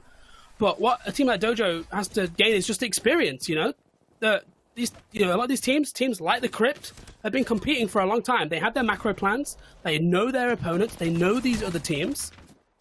I'm sure that once the team like Dojo can really get their experience together and really keep scrimming. It's been really great to see Team Dojo engaging in Challenger Circuit scrims and really taking it seriously, as Timmy said he was going to when he announced he was coming back. And I have full confidence that they are going to be in finals this circuit, and they are going to be at the top of the LCQ leaderboards. It's just about going on that learning curve, and they're one of the teams that's going to benefit from the extended Challenger Circuit schedule. There's 26 days until the next Challenger Circuit starts, so that's plenty of time for teams to develop, work on their IGLing, work on their macro plans and their micro positioning in fights. And there's going to be a lot of teams, like you mentioned, Team Revenge and others, that missed out, that will be thinking, right, well, now we know what we have to work on for the next circuit, and we're going to come back with a vengeance. It's going to be so competitive this year in North America. Oh, Clankbot, who was on this rampart, holding up the northern edge of the circle to Puppy Guard, up against Most Hated, who was holding out in Storm that whole time, has fallen, has been taken up. As Gobble and Chalas were stuck on the other side of that rock, and also were chasing down Crypt, multitasking, and they did not crunch together in time, and now paying the price for it. Most Hated showing their faces a little bit to the remnants of that squad, but they have no obligation to actually take this. Instead, they are going to keep on rotating. They have to get inside this circle, and they will actually meet up with about 4 or 5 other teams also trying to escape frag, including No Name, as well as Lonely Friend, who's back again. Yeah, and I think what we just saw there is how strong that tunnel position was. We said it gave them flexibility, and they are just going to be able to clean up whoever survives this absolute carnage on this side of the zone. People have guessed wrong. I guess wrong. It's pulling, all the way back to Landslide, and so many teams here. MSW just trying to live, but they're getting pushed. Wizard Coin, Last Alive, Lowly Fans here, right at the back of zone. But everybody, whoever wins this fight, has to push through. The team in the tunnel. Do you want to push a Caustic in the tunnel, Tenrek? I don't. I'm just really impressed by this Lonely Fan squad, man. I know at least one of these players, I believe at least 2 of them, I think it's Blueberry and Kuz, haven't played this game for like a year. And just hopped in a seat, made it to finals on like their first try back. Legitimately insane stuff from this team, who has seen the light of pro play.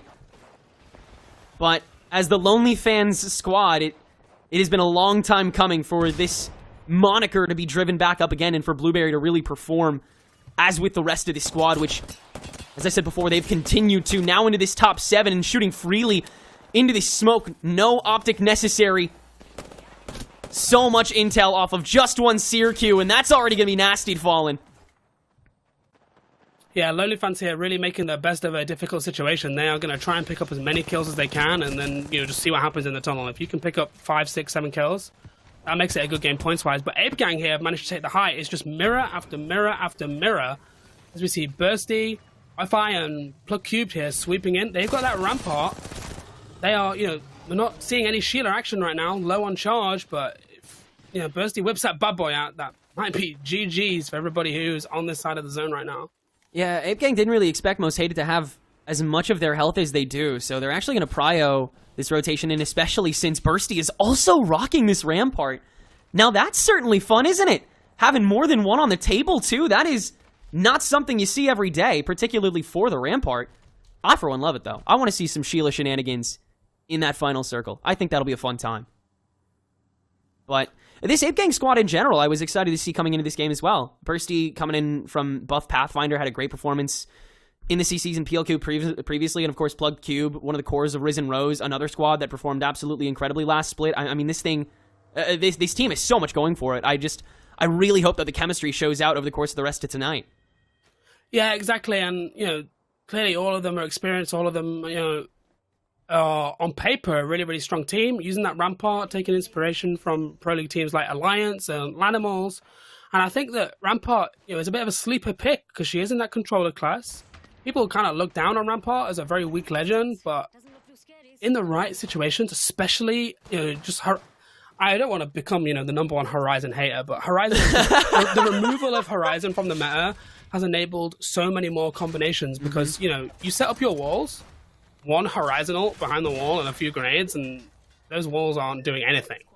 So, the removal of Horizon being a common pick really has enabled, so many more legends to be possible and to be played, which I think is really interesting. And Rampart, definitely one of those legends that is, benefiting from the lack of Horizon right now, as we see a team making a very, very brave Valkyr. They're going to go right to the north of zone. They want to reposition. They've identified that there isn't anybody on that side of the zone.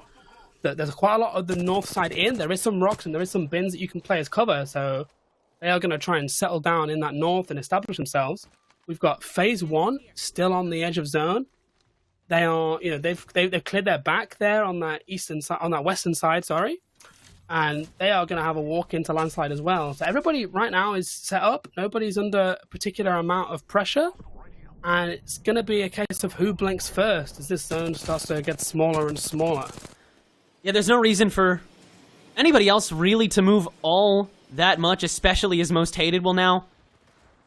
Or Ape Gang will make their way in, excuse me. I think the biggest thing here is maintaining that high ground for Konichiwa because, you know, by all accounts, you cannot give away the fact that your squad is only 2 people strong. Now that that Rampart is gone, there is limited intel for some of these teams, Ape Gang may be included, that there is a weak link in this 5-squad chain at the moment, but there also just may be too much going on at the moment as that Jibby Shield gets thrown down.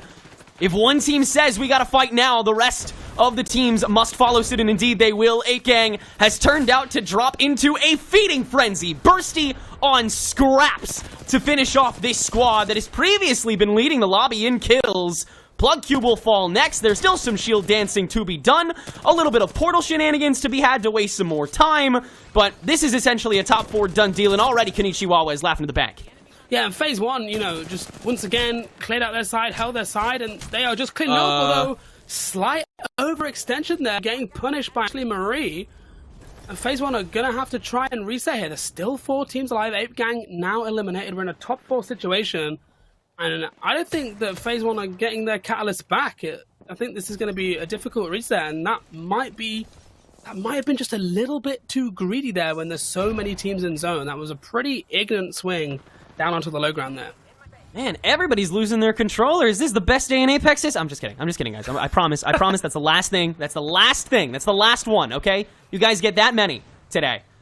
But, yeah, one team sans Cat, one team sans Rampart. You gotta start getting even more creative now because you don't have a get-out-of-jail-free card for phase 1 at this point. You have no way to get back out, and so these corners that you could previously play as just at least minimally safe, you no longer have any way back out. Quispy falls next. It's down to just Vosky, who is still currently scoping out what is left of Konichiwa. Is actually gonna do some good work on it, too. Some shield breaking, some looking up towards that higher level, and minimal contesting means that phase 1 actually has a good shot to make at least top 3 here. Wow, he's just dodging the grenades right now. He's playing it slow. He has the 30-30 repeater, which can do huge damage, but I think it's probably game over for him here. He might survive in that corner. It just depends if Konichiwa are gonna, maybe jump on him. No, they got the shots. Yeah, they just looked back and got him.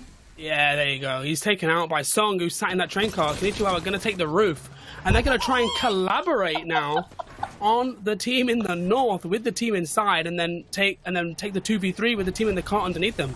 But a Gibbiel. Yeah. Who knows what it's like to get Gibbiel when you don't have a Gibby? I mean, the thing is, a rare experience. That was an early one, though, too, because of that early down that Gobble was able to get onto Ashley Marie. That bubble had to get thrown down, and so what else are you going to do? You're going to throw down that defensive bombardment as well. And Konichiwa, while he landed in a dangerous spot, they managed to make quite the mountain out of a molehill to the point where Slept On is now paying notice even a little earlier than they expected to. They wanted to get out of this with a free third party, and mind you, they still probably will. There's still only 2 people on top of them, and a squad that is about to get eaten alive by them on the other side of that is, now here comes Pumpkin Eater, who is taking all the juiciest bits of time in the world, has another bubble set up thanks to it, and we'll do a little more of a do-si-do. Donut Shop will finally fall, though. That is the end of it, and now comes Slept On, now comes the team, and now comes the easy victory. First game of World's Edge goes to Slept On. And I have to say that 1,000 competitive Apex players just cried out in horror as a Caustic team wins a game. Are we about to see another Caustic meta? There's one thing for sure about Caustic, is that it's always a snowball effect. As soon as one team is successful with Caustic, everybody's going, hang on a minute, I remember him. So we'll see over the coming weeks of this Challenger circuit just how many teams swap to Caustic and follow in Slept On's path there. But that was such a great zone for them. They set up in that train cart. Of course, we talked about what the risks of playing in a train cart early without a Watt-zone. But when there were so many teams around you, you've got a team on the high ground, you've got a team in the tunnel, you've got a team in the other tunnel towards Harvester. They were perfectly in the middle. The zone just happened to pull right to their car. Unbelievable zone call. And they were able just to swing out with all their utility at the end and pick up, a pretty healthy amount of kills. That's going to be a really good game there for Team Slept On. Yeah, the Nox gas there so early as well, that early pressure and the lack of Digisites made sure that there was no potential third party available either. Everything working out for Slept On, but let's see the numbers that portray it. Dandro, what you got for us? I mean, listen, I was surprised just as much as you guys to see a Caustic on the map. World's Edge is obviously bringing something entirely different as we head into the back half of today's event. I mean, Mello, I want to get kind of your opinion on this because we were kind of watching that, and it just got really kind of mixy at the end. This Caustic is here. We were like, that's a comp, I guess, that you can run that's there. We saw a number of teams kind of running questionable comps here, but it obviously worked out in the end. But help me break down, how did that Caustic kind of come up big for them at that final moment? I mean, Caustic is no joke in terms of bunkering down, holding buildings, holding things like the truck there. You're not going to see it as much on Stormpoint, right? It's just very difficult for that character to perform on Stormpoint. But back on World's Edge, it's definitely a control character that you have to keep your eye on because it controls a lot of space. That noxious gas does definitely hurt. If you don't have digis, it makes it even harder as well. And the endgame Caustic ult, when you're the one with a Caustic ult and your opponents don't have one of their own or something to deal with that, it is just so much damage. You're constantly taking, you're constantly losing health, and it can be the difference maker for whether you win the game or end up in a third or fourth place. Yeah, I mean, it obviously came into clutch there, kind of right there at the end. I mean, not having those things to deal with the Caustic, it's just, you're kind of just feel helpless and useless. Dia, I kind of want to get your thoughts, though, on just overall as we kind of move into World's Edge, right? We mentioned that it's a different play style, of course, different to Stormpoint. We saw a couple different teams kind of start struggling a little bit, right? Like CTP is kind of struggling with their macro a little bit. They get taken out very early. Basically, Legiki, by just the very skin of their teeth, take out Spoon. I mean, this looked like a lot kind of sloppier, I think is the word I can think of. What did you think about that first kind of game? I'd have to agree, and like it, with your definition that it became a little bit sloppier. The fact that people know World's Edge better clearly made a lot of teams quite comfortable, and the way that they tried to play out these small fights are ways that World's Edge punishes really well. We talked about the sniper tower a little bit earlier, and the way that people were able to transition through. The fact that Konichiwa can landslide. And those positions don't really exist on Stormpoint. It's a lot more straight-up terrain that you have to scale, and fights tend to be a lot more even. People forgot a lot of the time that when you have zip lines to high ground, that high ground knows you're there.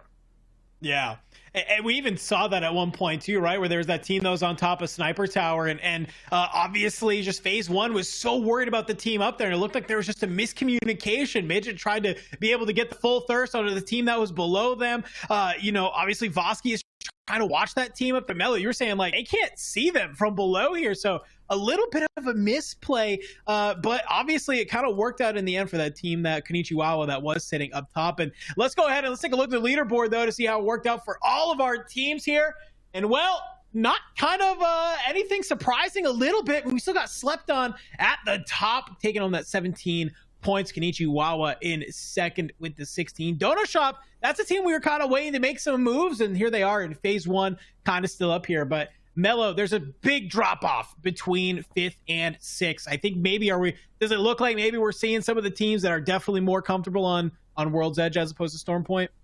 Yeah, I think calling back to what Dia mentioned, I 100% agree. I think because people are comfortable on this map, I think they might have gotten a little bit too comfortable. I think they were maybe a little bit too liberal on some of the fights that they were taking. That Eastern Edge, man, right around that 3rd, 4th ring range, I think there was way too much fighting, as well as on the south side. It's important to think about your fight selection, not just taking a fight because it looks good in that moment, because you never know, and arguably you should know if you're taking a fight what you might be worried about in terms of third-party situations. So I think the cutoff for some of these have to do with how many kills, namely Ape Gang and Konichiwa were picking up a lot of kills on that Eastern Edge, but also the teams that were able to rack up the good placement points. We saw Slept On that was controlling that tunnel, and right after that, they were controlling the truck right dead center of zone when they had that information. Phase 1 as well were controlling a lot of that zone and trying to pressure the teams that had some decent to okay spots, and especially teams that were on the low ground. I think there was definitely an argument to be made there for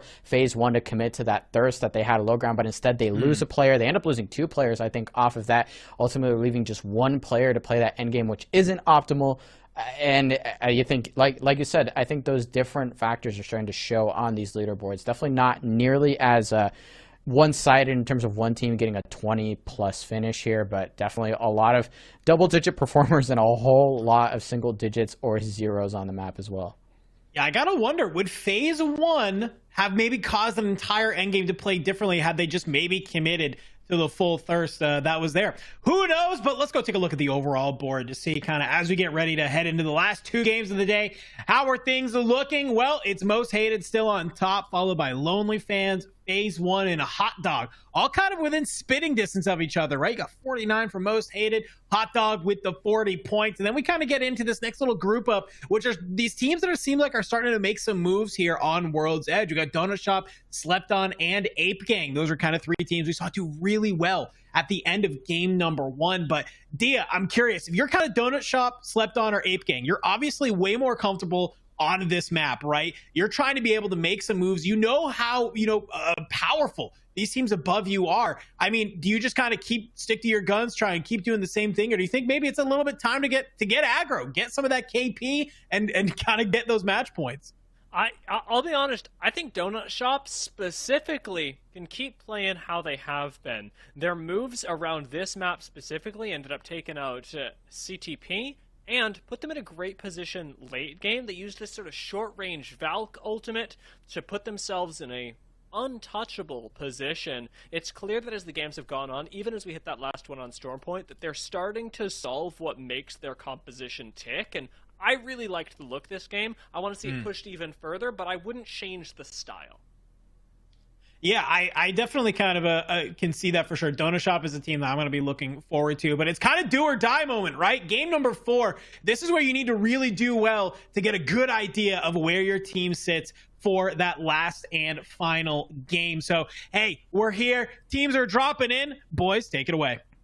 Thank you, Dandro. Much appreciated. And I think going back to the Donut Shop point, I think that I call it criminal, but clearly I'm missing something here. There's a very interesting dynamic on that eastern edge of the map on Mirage Trois, because I think, if I'm not mistaken, in Pro League, we see that's basically just a part of another POI, be it staging that gets control of that, or be it Thermal Fisher. So for a Donut Shop to be dropping on that as their sole POI and getting into endgames when teams like Redeem and Legiki are not, I think that's a testament to how well they're navigating whatever game plan they've cooked out, be it good or bad, seems to be working right now. Yeah, I think that the way that these teams are, of course, adapting from game to game has definitely benefited, as you saw, those squads that are willing to be a little bit more aggressive in this last game. However, I think Tom brought up a really salient point just last game as well, where we had a zone that not a lot of people would have predicted. And when we were on Stormpoint, that wasn't as big of an issue. A lot of squads were pretty much nailing where they needed to be. The first time we get thrown a curveball on World's Edge, it all falls apart. And that was for every single squad in Fragment, and even some of the ones in Landslide who didn't know exactly how things were going to go and weren't prepared to absorb some of the more offensive plays. As we move on in today's games, and in the Challenger circuit as a whole, that's one point that I think we could absolutely stick to as a place where squads are hoping and needing to improve. Most Hated using this time to get aggressive, eliminate our winners of the last game, Slept On before they have the chance to set up, and aggression is going to be the thing that determines these next 2 games, because you and I have loved this Challenger circuit. It has been, and I will stick to my guns here, the best Challenger circuit we've had in North America since the league's inception, but the last 2 games are always ruled by KP, and this is proving to be no exception.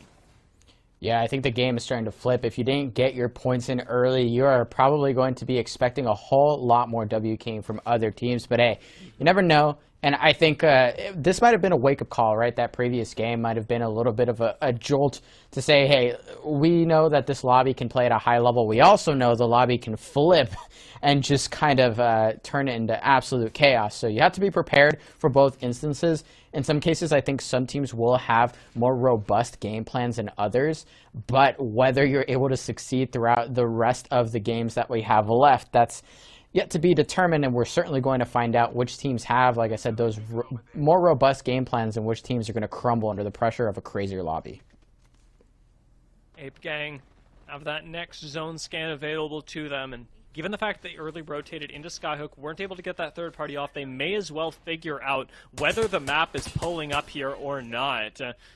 Donut Shop sat in Lava Fisher for the moment, trying to make that rotation the long way around.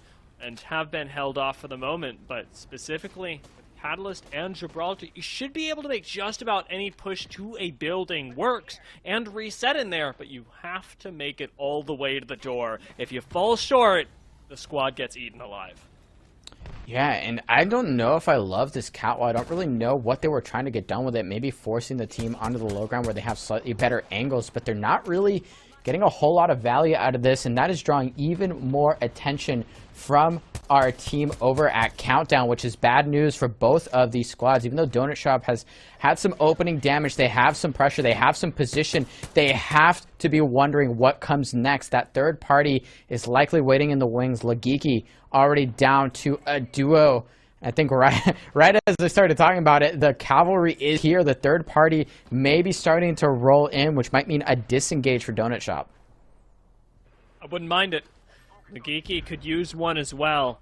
Phase 1 overlooking the scene of the destruction. Not sure whether they want to commit or not, but they've gotten what they came for, a good bit of peace on the east, or rather on the western side of the map. As it appears, squads are starting to stack up into Fragment, so it must be where the zone is pulling, because we've seen the law of squad magnetism before. Where the most are, it's likely where the zone goes. Redeem especially, with excellent zone predictions. It's one of the things that Z Davis brings to any squad that he's IGLing, and on a completely new team, his hand's still on the mend from the accident last Challenger circuit. This team has underperformed today, but I am far from writing them off.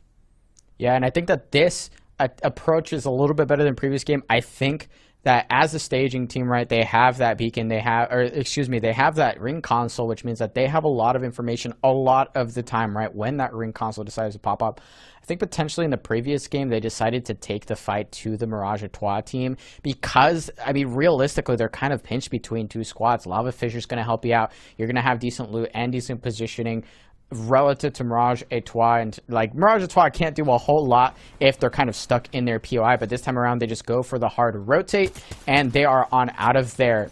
Barnacle Platter actually getting taken out in the meantime as well, not necessarily what I was expecting, and it's at the hands of Adium. So rough start for them here on this game. In fact, a terrible start as they've been knocked out of the map and they will not pick up any more points in game 5.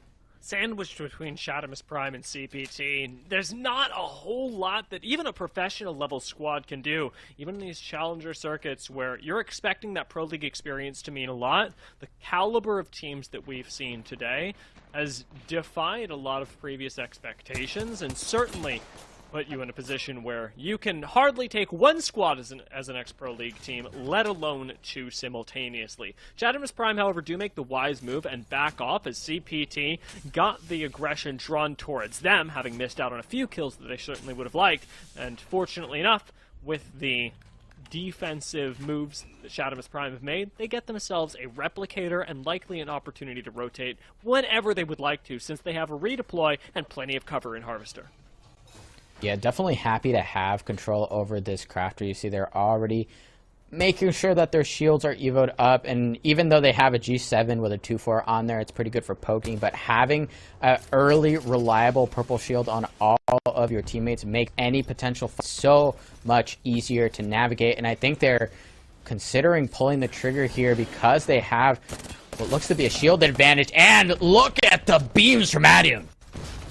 Voltic just goes down like a sack of bricks. Nothing he can do there, and now there's no information for the squad either. Catalyst, well, is thrown out to buy a little bit of time for CPT, but those nades are going to cause a serious problem as the dam forces everyone to back off of Voltic's revs, giving Shadimus Prime time to reset on their own and press the numbers advantage. A dam, again, continuing to zone people out with this Prowler and finally pushes through the wall to make the damage stick. Last member standing, and there is no way you escape this. Even the charge rifle at close range is there for the BM, and CTP go down in 17th. Beautiful work here from Shadimus Prime too, recognizing when the right time was to press their advantage. They do exactly that.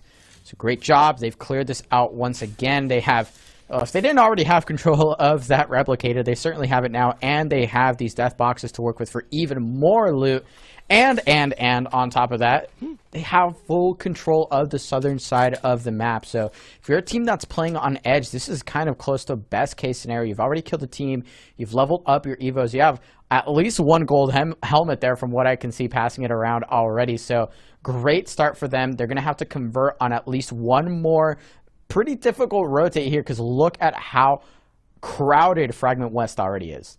No, it's gone. Oh, no one's there. Never mind. No one's on the map. A nice clear view of the map. An interesting point here is that there aren't any actually ring consoles in the next couple zones. I believe there might... Oh, there is one just off to the north of Fragment East, but not a whole lot of easy access to it. So once everybody actually piles into these rings, there won't be a whole lot of information from there on out, or rather information inequality, as all the teams will be operating on the same clock, getting the information, the next ring revealed at the same time, and scrambling, as we saw last game, to make their way to a safer spot. Donut Shop going to be one of those squads approaching from the north, and in contrast to Shadimus Prime, are far from alone. There are still plenty of teams out to the northern side of the ring that have not rotated into Fragment yet.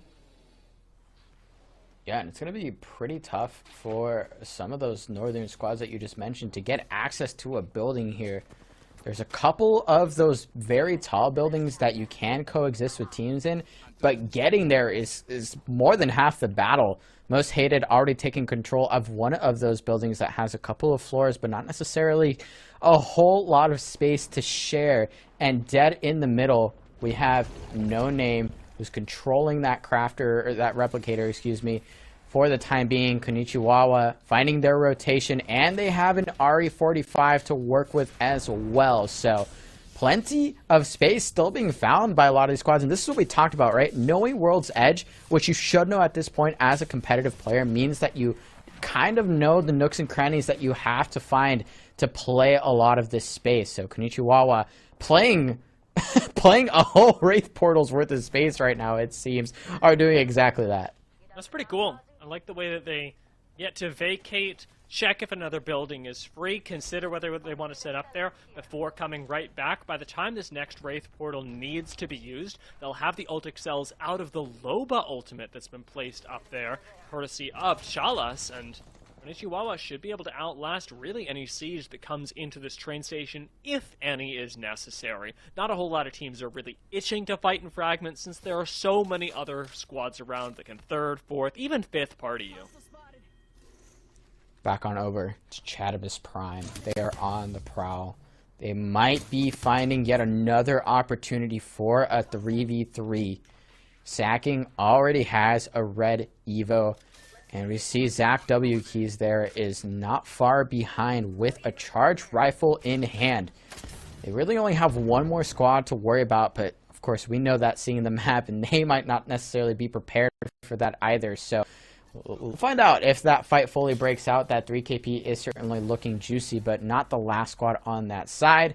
And yet another squad finding another cheeky little rotation into one of these buildings that might be just a bit closer to that end game. There are still a few spots left in Fragment, but they are getting lower as time goes on.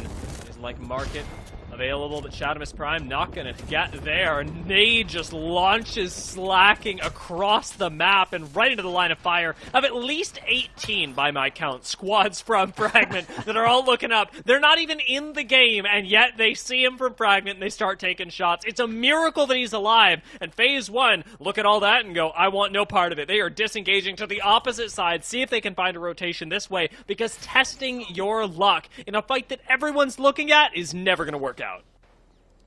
Yeah, this hill is just free pickings for pretty much everyone. You have two teams over in Big Red. You have pretty much everyone already in Fragment East with plenty of buildings that have high ground, that have angles, probably have G7s or Nemesis with 3Xs to work on your team as well. So Phase 1 with the disengage is good there, but that is still not the last thing they have to accomplish to get into this next ring. Redeem now coexisting with another squad. They're looking that direction. So phase one still doesn't have a spot in this next zone, and whatever they manage to do next to get in is going to make or break their game here. It looks like they're going clear across this right now. Not sure if that's going to work out for them quite yet. That's actually an entirely different squad with high proficiency on it. So yeah, not a lot of space left to play here, and the edge is not very friendly right now to all of these squads that are late to the party. Not a common team that we've had our eyes on, but Team All Might getting their chance in the spotlight as they coexist with Redeem. Should be effective gatekeepers towards the south side of the map, as we're expecting a Valk Ultimate to come in any minute for Phase 1. The next zone already has started to close, and Spoon, the Immortals, or nigh on unpushables as they became last game, since they did ultimately get pushed, but took down 2 of the 3 members as a duo, so give them some credit, have found a spot of their own. And I think we talk about Davis's ability, Z Davis's ability to call those rings. We have some information that'll most likely make a lot of teams upset here. We have so much commitment over towards Fragment West. Of course, there's plenty of playable space there, which makes a big difference, but we see this thing pulling hard east, Adia. So there is, if I could count them real quick, over 5 squads that are going to have to walk right now, and there is not 5 squads worth of space to play right now in that next zone. That is absolutely brutal. Redeem is in that conversation. SMV definitely in that conversation. MSW is going to have to leave their building as well. I think this next ring is going to be a bloodbath, Dia.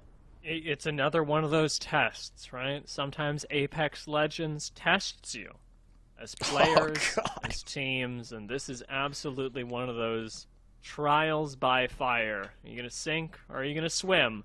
Because we got the landslide pulled last game, and now we've got whatever in God's name this is pulling just to the north of train station. There are a few spots to play, to be sure. Are there as many as these teams would like? Absolutely not. There is I'll call it 1.5 buildings in this zone, and the Crypt aren't going to live to see it. They are only the first of many to fall.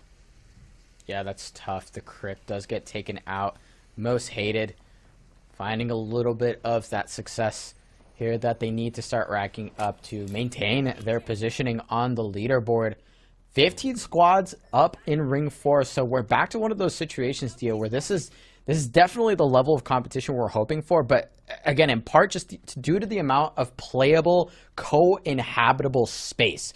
That is all about to change. Round 4, finally closing. From what I can see right now, literally only one team is in what we can see as the 5th, 6th zone. So, yeah, this walk-up is going to be an absolutely brutal test of these teams' ability to flex. I wish I knew the melody to Flight of the Valkyries, because I would be singing it right now. There's not a lot else to say about the way teams are going to get in here. Team All Might try their best. They Valk ulted through, but they didn't survive. Phase 1 are trying to encroach on the territory we saw perfectly defended before by Konichiwa, but a few other squads piling in here have made it difficult to keep track. Even Lonely Fans have found a bit of a home up on the top right now, and Lonely Fans do need that next endgame appearance to make today worthwhile for them at the highest level. You want a first place coming out of today's Lonely Fans, and will accept nothing less than that. A qualification to the Last Chance qualifier is what they've got their eyes on. They only have 2 players to do it, however. Most hated, one of the last teams left here on the northern side. Redeem going out, and Most hated on the hunt for some additional KP. They have a good bit of control on this rock, and the team over towards that bridge can't exactly look at them, so they are relatively safe, but they're checking for rats. They're hunting here, making sure they exterminate any opponent that might stand in their way. Meanwhile, over in Broken, yet another fight breaking out, this time between MSW and another squad that seems to be on the losing end of this engagement. Donut Shop goes out, but they lose one in the process. SMV so close to going out. Miles already getting fully thirsted, and Sin the last one up, as Void is going to follow suit here shortly. This is just brutal. What did we say? It was the culling of teams, and Most Hated keep that going until it bites them. SMV, the ones to fall now, is Sin. Could not outlast the duo that pushed over to him, desperate to survive. Even that duo now taken out is MSW. Will be seen no more in game number 5. Most Hated, they've got complete control of this western side of Fragment. But it ain't gonna last long, because as you and I both know, in a few seconds, this turns from riches to rags. And they actually missed a rat here, which could be even worse for them, actually. Gobble's still up on the map over in the corner. I like what they did here, though. They walked down. They knew that there wasn't a team that was going to take that spot, right? That team that's over on Bridge had to commit to something completely different here. So for them to go back down just south to Broken and make sure that as many teams and players died there as possible to clear out their rotation is going to be huge, because all they're going to have left to play with is a wall here, and they're not even the first ones there. We see Bursty and Plugged have already taken residence in that spot, so now they are going to have 100% commit, have to 100% commit to that fight to find space in this next ring. Very important Catalyst ultimate here, though, as fence lines will define this ring. Most Hated will lose that defense that they got out of the catwall just about now, as through the smoke, they've at least retained a small bit of it, but they need Nasty back up in order to lay down more, as Sheila continues to look for the punishes on them. Most Hated try and double swing this, but have just been out-angled right now. Their swings are mere steps, and that is not enough liberty to walk away with the win this game. Meanwhile, Hot Dog actually have a pretty comfortable position on high ground. They've got cover from train station and plenty of opportunity to harass the squads just below them. Ape Gang gonna lose another one now as No Name rock up to the fight, and it's another third, fourth, fifth party situation. Ape Gang going to get aped and eliminated, and that's going to be by the likes of No Name. I believe we still have OnlyFans as well. Lonely Fans, excuse me. Still alive, so Phase 1 with a solo, I think, is going to be the last incomplete team on the map. It's looking close here. Still not down. They're just holding on for dear life, Dia. They're surviving. They're trying to scrap to maybe a top 4 if they can manage it. And it's getting close. Hot Dog is still on the map as well. So another top 3 finisher that we're used to seeing is on the map. And they have a great position to bully teams right now. We said it, though, it's a ring defined by this fence line, so as Den Pride, Gyozi, and Chikis get their reset off and more Catalyst walls get thrown down, who can survive in this gauntlet off to the west? Phase 1, certainly not. As Team Spoon round the corner, the Immortals or nigh on Unkillables will find a nice bit of damage into the backs, but nothing to complete the kills just yet. Rambo's gone way too low for comfort. Team Spoon need a reset, and they cannot catch one to save their life. A little bit of a Catalyst wall is providing proficiency. Time, but time is all they have, as No Name, having lost a member, look for this final kill so they can get Gyozi back in the fight.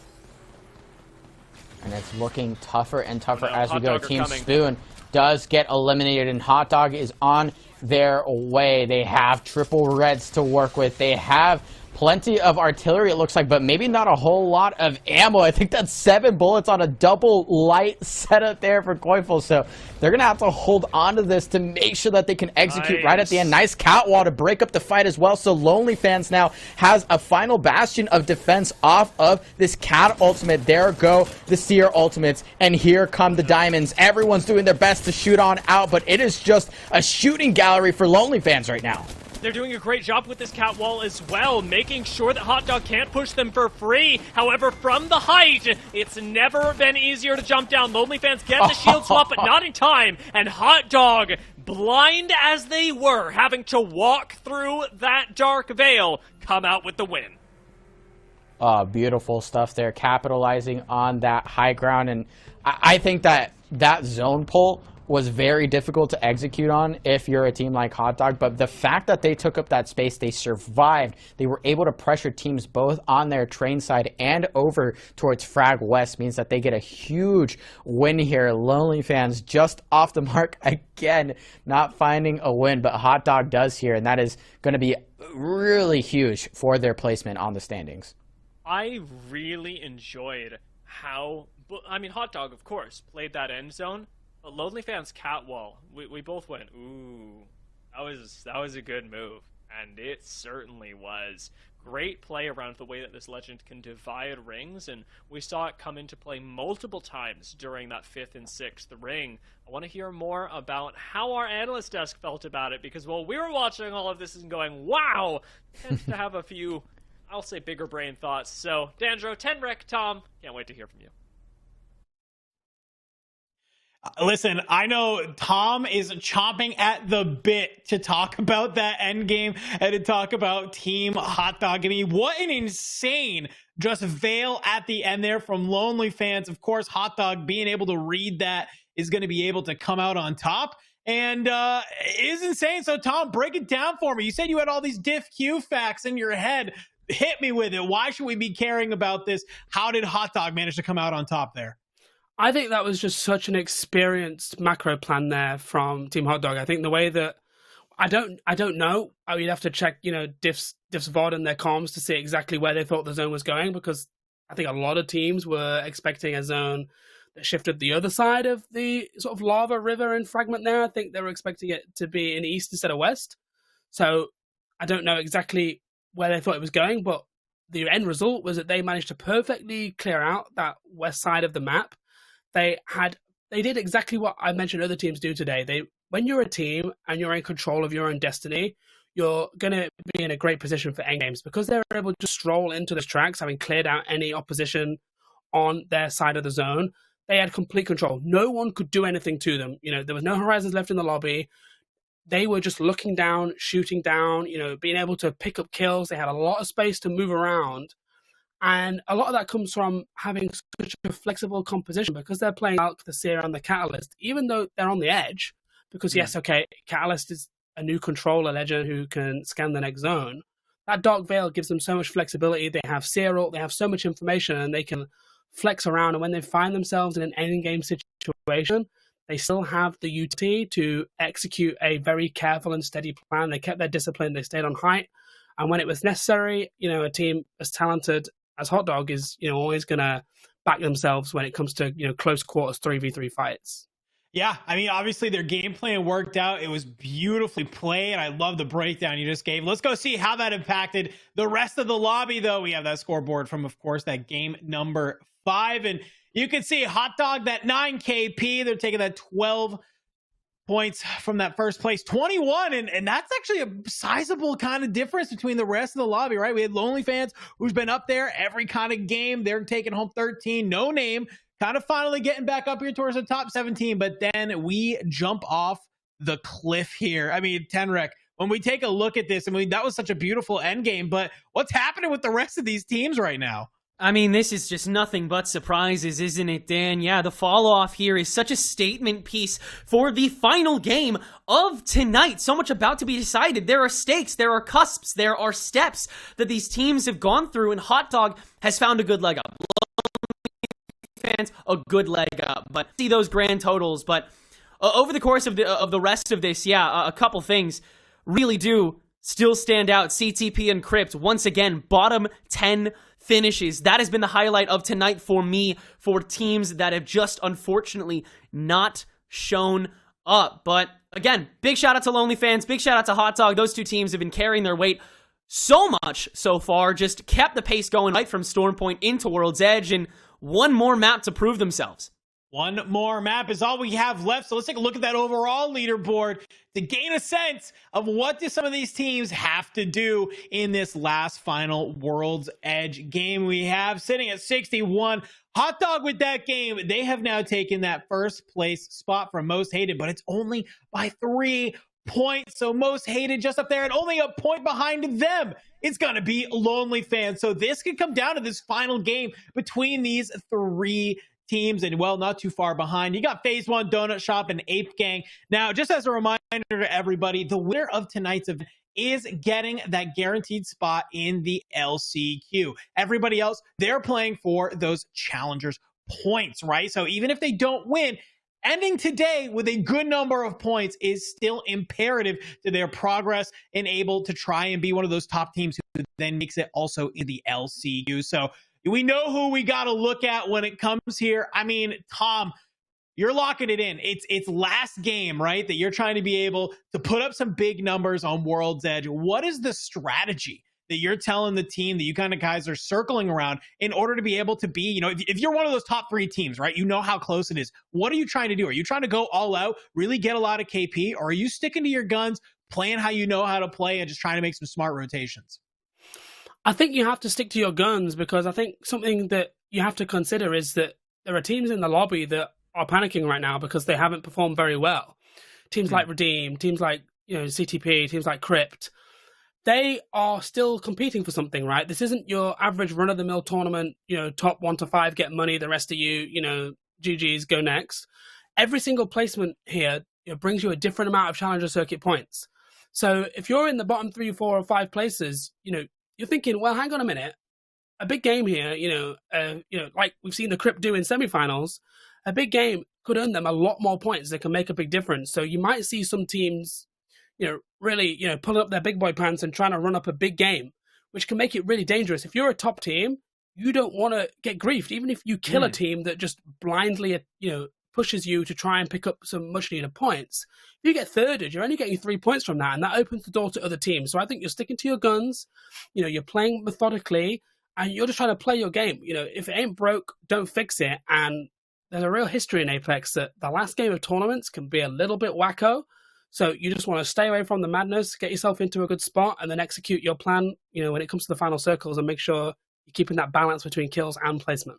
I love that you brought that up. I'm right there with you. I feel like I watch these and it always gets down to this last final game number 6, and teams are just flying off the handle, right? They're trying to be able to go and just kind of maybe get mixy, kind of do something, see if they can make something happen. And when you're one of these top teams who you maybe expect the lobby to play a certain way, and it doesn't because these teams are just going rogue, it can throw you off kilter. You might not know what to do in those situations, or just kind of, be put into an awkward situation where you're not entirely sure what to do. So there's only one way to find out, though, who is going to be grabbing that LCQ spot. Well, it's for us to wrap up game number 6. It's our last game of the night. So, Tenrec, Tom, you guys are the last ones here. Let's have some fun.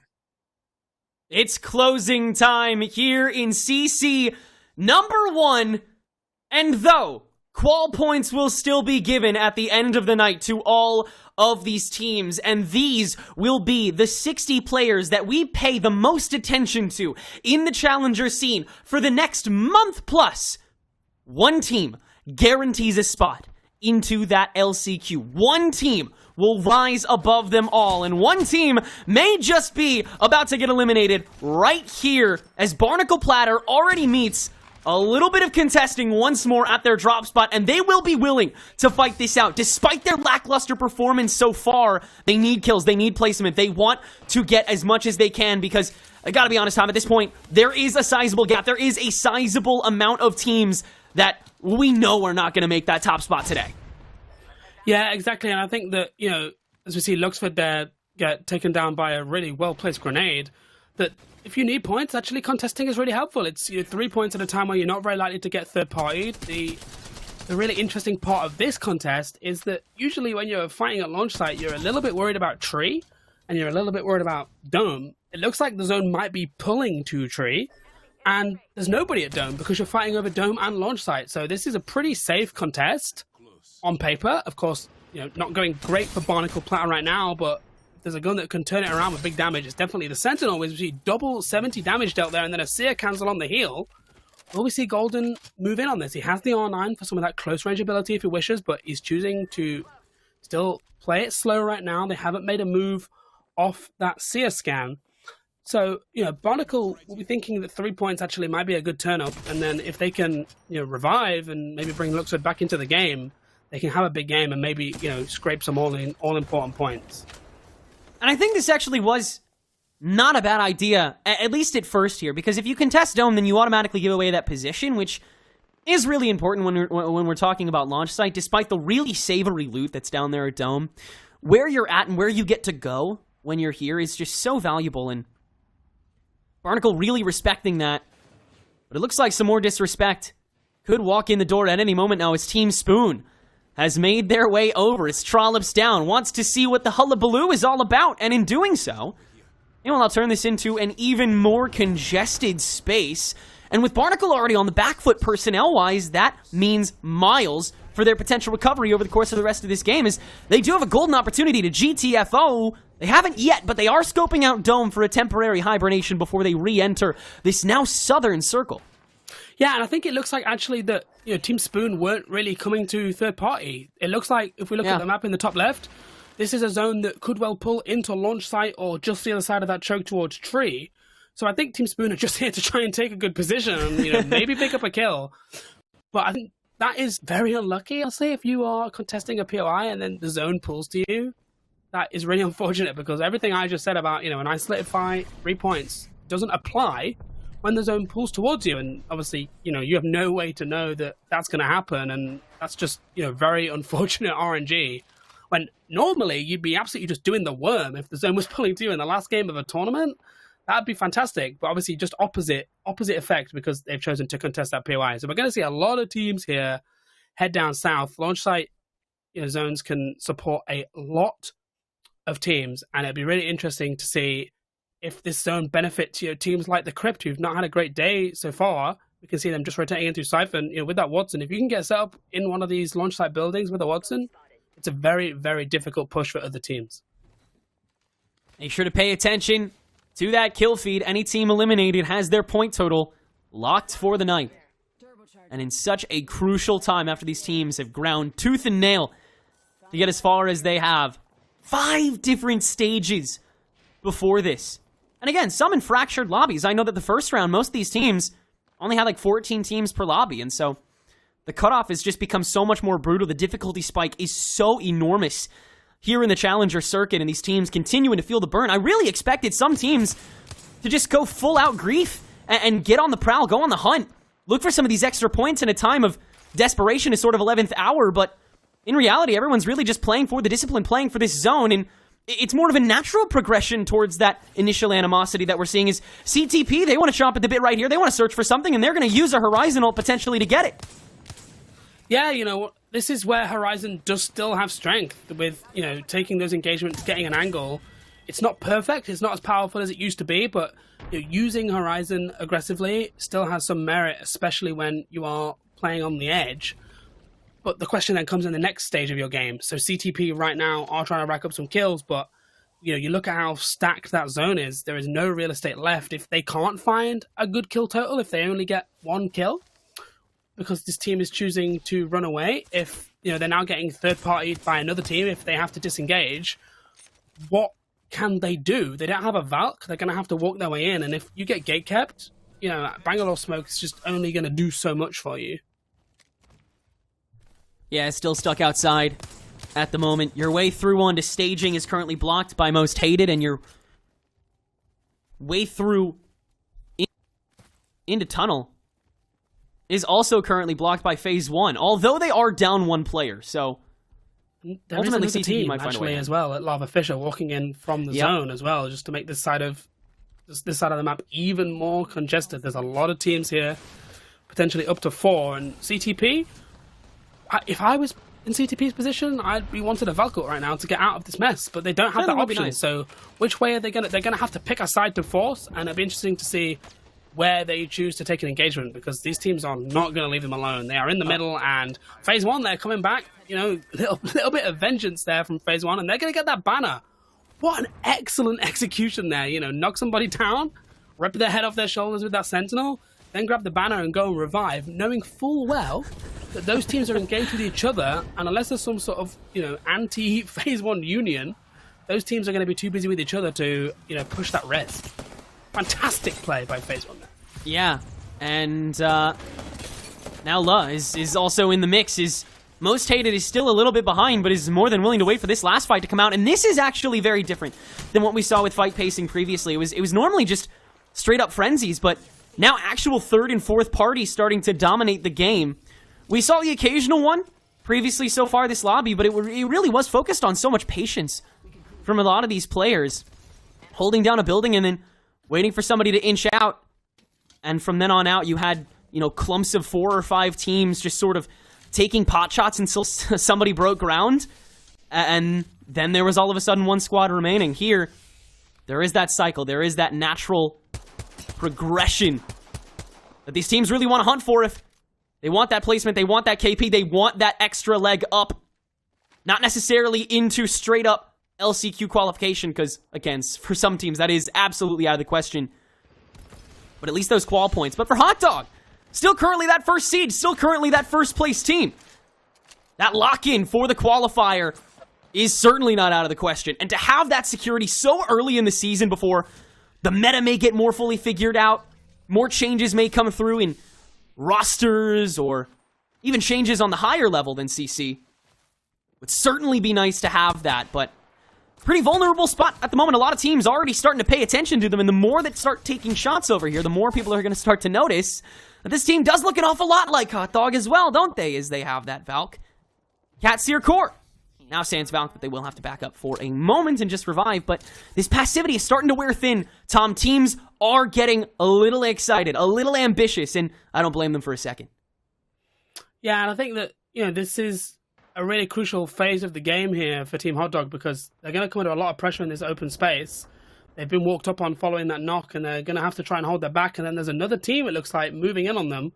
They might be about to get BR'd, as I like to call it, with several teams collapsing on them if they can't keep their space and keep this pressure.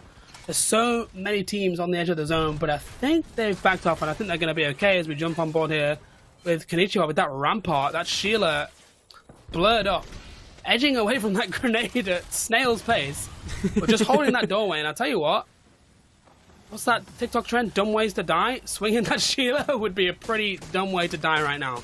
That is scary. But the Seer cancel puts the Sheila away. That is such a good counter when you hear that Sheila whizzing up. Whip a quick Seer scan and cancel the Sheila and put it back in the pocket temporarily. Really stretching the word tactical with that, aren't we? Yeah. I'm so sorry, Seer lovers. I love Seer too, I promise. It's like the Swiss Army knife of annoyance. Yeah. But Konnichiwa will still not be fully contested. They still have too much power in this back end. And while they'll be poked, they'll be prodded, they know they have a lot of power right now here. Especially considering that there's still so many straggling teams that the rest of the circle is going to worry about primarily. I mean, even though you have so many resources backed up here, you have your Sheila, you have your BM. I mean, who really wants to challenge you back here right now? It leaves you so...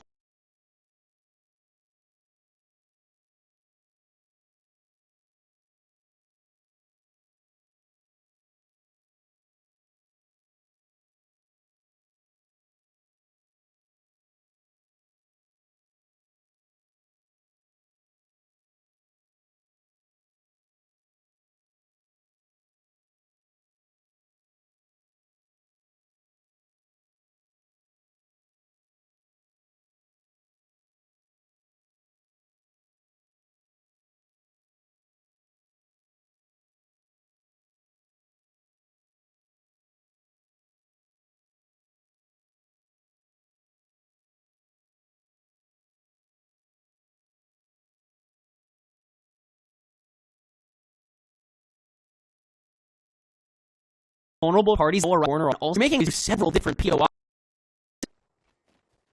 Ape Gang, at least what's left of it, currently holding it down.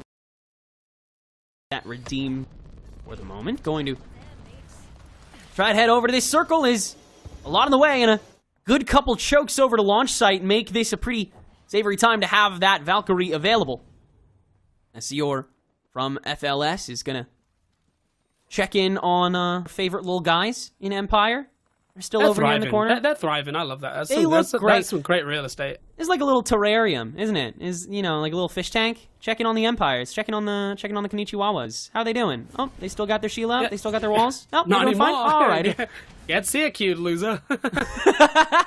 Right. Yeah. Let's just reset them every 10 seconds. Make sure that they're still okay. Can you believe that ability did damage? Like real talk. Oh man. Can you imagine? Like how many cells I would be can, used? because it was. Yeah, like, can you just imagine if that just continued to exist in the game? How many more millions of cells would have been used?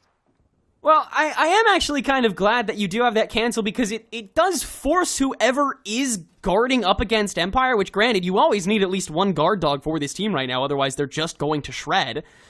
It kind of forces you to play to that high maintenance degree, does it not? You know, having to cycle that tack, as powerful as it is, to know that you're the ones getting hit by that, and no one exactly is going to capitalize off of it. If anything, if I'm Empire right now, I'm just saying to myself, great, another team is making themselves weaker while I just give myself away to one more guy. I mean, you know, what's that to me at this stage in the game? Yeah, exactly. And you can see FLS there. I mean, I saw that there was literally 7 reserve bullets in that wingman. They are desperate for a fight to take some loot, and I think that's why they're being so aggressive. Oh yeah, Spoon also kind of low on it. Not even any perps. This wingman having 20 bullets of it in it on the side of Rambo. Team Spoon, a team that has had pretty consistent placement, all things considered, in the CC so far. Some good top 10s. And again, we're able to take a really great game over on Storm Point, thanks to an amazing trench excursion and then an immaculate rotation back to a circle that more favored down Beast, but instantly thirsted there as Toyfall on Team Hot Dog gets absolutely decimated out the sky. It's a really interesting decision there from Team Hot Dog because they had the ability to work their way into a launch site from that eastern side of the zone, obviously landing over at Maud. This was a pretty decent rotate for them, but I think they made the decision that there was just too many teams looking at them, and I don't think that they were going to be able to work their way in even with the Catalyst. So they've chosen to reposition and maybe try and pick up some kills here on the edge. But it's slightly backfired, and I'll be interested to see if they're able to get, you know, a reset here. Are teams like Chadamus Prime gonna let them revive for free? I don't think so. I think that Team Hot Dog might be in a little bit of trouble here and might be throwing away the opportunity to lock in that LCQ slot if they're not careful. yeah, Yaz just got found out, so there's no chance that Diff can reunite. A team that, again, you know, is in a bit of a weird position right now, because great players, but then also bringing in Koifel, a very, you know, big ask for a player that is, all things considered, is still kind of new to Apex Comp in general, but has really been performing. And Diff does have this respawn beacon, but also, like, 20 teams in front of him, including a team that may potentially get right on top of him, and indeed, thus ends Hot Dog's reign this game, and it being this early, that means so much for the teams right behind. It means a lot for Lone fans. It means a lot for No Name. It means a lot for Slept On. Yeah, they've only picked up 1 point there in placement by finishing 15th. I don't think they had any kills at all. So, you know, the door is wide open now for Hated and Lonely fans, and maybe even Phase 1 if they can have an absolute juicer game. Let's not count Phase 1 completely out. Definitely, you know, quite a lot to do, but I've seen stranger things happen, that's for sure. Well, Clankbot's already gone, so it looks like they're moving in on that. And indeed, it is the Crypt that will be taking those kills onto the remnants of Empire. Only one player remaining over there. Killed somebody with caustic gas. Yeah. I warned you guys. It started. A team won a game on caustic. It's happening. And now all the struggling teams that have been trying to play zone have swapped to caustic. Here we go again. I'm going to have to give my caustic voodoo doll a good stamping before I head to bed tonight. Yeah, I gotta go back to my tarot after this. A lot of bad habits from last split. I'll have to revive maybe if this continues. But until then, I love the diversity here. It's refreshing to see Caustic and Gibby, and I don't think any Apex player ever thought about ever saying that ever. That's like me saying right now, hey, I'm sure glad people are playing Valk. Like that's the level that it feels like we're at. But that's simply how it is. Speaking of levels, Lonely fans simply on a different one as they continue to play these sightlines much better than their opponents who, again, were one of the top seeds walking into this game in Barnacle Platter, currently basically shieldless, even though there's no EMP because right now Crypto, again, isn't meta, but only so much dancing you can do around these fluids, still somehow making it work up until the bitter end, and Barnacle Platter gonna fall! That is a very, very frustrating one for Barnacle Platter there. You could see, I have to say something about the Catalyst traps that are quite frustrating is the hitbox on those things is thick, and trying to shoot through those is really, really difficult, and looks for, you know, put a whole mag of his alternator into one of the traps instead of the enemy teams, and that just ends a pretty grim debut for them at the top level of the Challenger circuit. But they'll be back. Every day is a learning day, and they will definitely be back. There's too much quality on that team for them to struggle next time out, I think, as we jump on board with SMV here, who are they're living. They are absolutely, great use of the Gibraltar Dome there to get a reset on their Caustic player, and they are just going to try and survive under there, but they've got a very tough rotation that I think completely depends on the ability to third party either the Crypt underneath or Team Spoon on top right there, because they have got no options. Although how they're going to third party a fight when nobody else is around is difficult. I think that it might be a a YOLO Valcourt might be the only play, and I think that the chance of success is pretty slim for that team. Yeah. So we'll see how they manage to get out of this situation. Yeah, now that with that bombardment being gone along with that dome, it wasn't necessarily a panic ultimate, but they weren't in a great position where they can carry off of it, so we'll see what they can do here. As Lonely Fans is met with basically the rest of the lobby. They are standing pretty alone here, watching the rest of this circle as they'll try and make their way forward here onto the rest of the teams who have just flown in. This is your final circle. This is your final 7 for Game 6 of the finals here in the first Challenger Circuit of Split number 2. Chatham is Prime, a team that's been struggling a lot today. Kraber in the hand of Zach, and that will land one of the shots on it, but currently getting double teamed from both angles and only 2 members currently stable at the moment. It doesn't look good for them to be able to continue holding it down, but MSW have to make some distance of their own. They will actually go for it right now and maybe gatekeep later on, but that'll just open them up even more. Yeah, this zone is absolutely brutal. It's forcing so many teams together. There is 6 squads alive, but there's hardly anywhere to play as we see SMV eliminated. Obviously, they just couldn't find a way out of that real dangerous low ground situation. Lonely Fans here have a decent spot. They have a little bit of cover to play, but they're just coming under so much pressure. There's so many teams that are looking at them. They're getting now Gibraltar, Gibby ulted now as well. And you can just see how people are literally just playing behind tiny corners, tiny rampart walls. Ape Gang there, just slowly edging forward with their walls, and there's a horizontal just to make things even more difficult for them. This is absolute carnage, and it really is a lot of RNG on which teams become the center of attention here. Ape Gang currently the center of that attention with the Horizontal getting expired. Great rampart wall placement to make sure that it didn't do enough here, and so Team Spoon unable to find any kills. Meanwhile, Crypt still under everything at the moment, still trying to make sure that they can maybe rat out a couple more placement points, and I really do see that happening considering Lonely Fans is predisposed with the rest of the entire lobby here. Meanwhile, MSW, who have indeed made their way out, still do have to puppy guard this building because there is a little bit of space. Granted, it is not exactly accessible without taking that extra storm damage, so those guaranteed potential KP. Seartac doing a little bit of scare tactics there, and Wizardcoin falls first for it. MJ dancing next. Now it's just down to Silent, and MSW is suddenly in a world of trouble. They will go down in 6th. Chatham is Prime, potentially close to follow as the Crypt will finally make their pounce, and with the help of the Nox Gas taking over an entire corner of that map. Meanwhile, Ape Gang restabilized, shielded back up. They look stabler than ever. They can keep watch on Team Spoon for free this entire time, and even find some damage along the way as Bursty will farm up a bit more before this Sheila inevitably comes back out. Yeah, I mean, that was absolutely unbelievable play there by Chatham as Prime. They looked absolutely dead to rights, trapped in that corner, having to swing through zone. And they just went absolutely nuclear when it came to swinging out and dealing big damage. And then, the Crypt are more than happy to receive an easy way to climb out of that low ground. Clean, nice, easy third party. Chatham as Prime, clinging on till 5th. The Crypt now eliminated as well. No room for them in the zone anymore as this zone gets smaller and smaller and smaller. And Ape Gang here, they're set up. Everybody has to push into them. Team Spoon, going to have to come out of that building way before anybody has to move. But they do have that Dark Veil, and here we go. This is the final engagement of the Challenger Circuit Split 1 Finals. Ape Gang here, Bursty with that re. They do have the Zero, but I don't think they have it down, but who needs it when you've got crazy damage like that? And Bursty's going to go down. Ape Gang down to 2. Plug Cubed also has a re. He has the 30-30 as well. Can he clutch it out?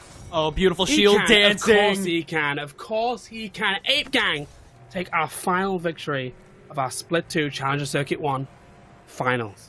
And that is a big one, isn't it? Ape Gang walking into this in 6th place, and while the gap in points is certainly severe, Ape Gang got a hell of a lot of work done, holding down that corner on site the entire time. They got challenged again and again, but it was all just a little bit too non-committal. They could never really make it work against that squad, and they looked the stablest throughout that. A very deserved win, but is it enough, Tom? Yeah, I mean, who knows? We're going to have to see the microcosm of each individual team's performances. How did these teams perform at the top? Who picked up a couple of kills? Who picked up a couple of placement points? And I think that this is going to be a real nail biter, and I'm really looking forward to seeing exactly what the final standings are. Yeah, we absolutely love Apex for this. This is prime Apex Legends right here.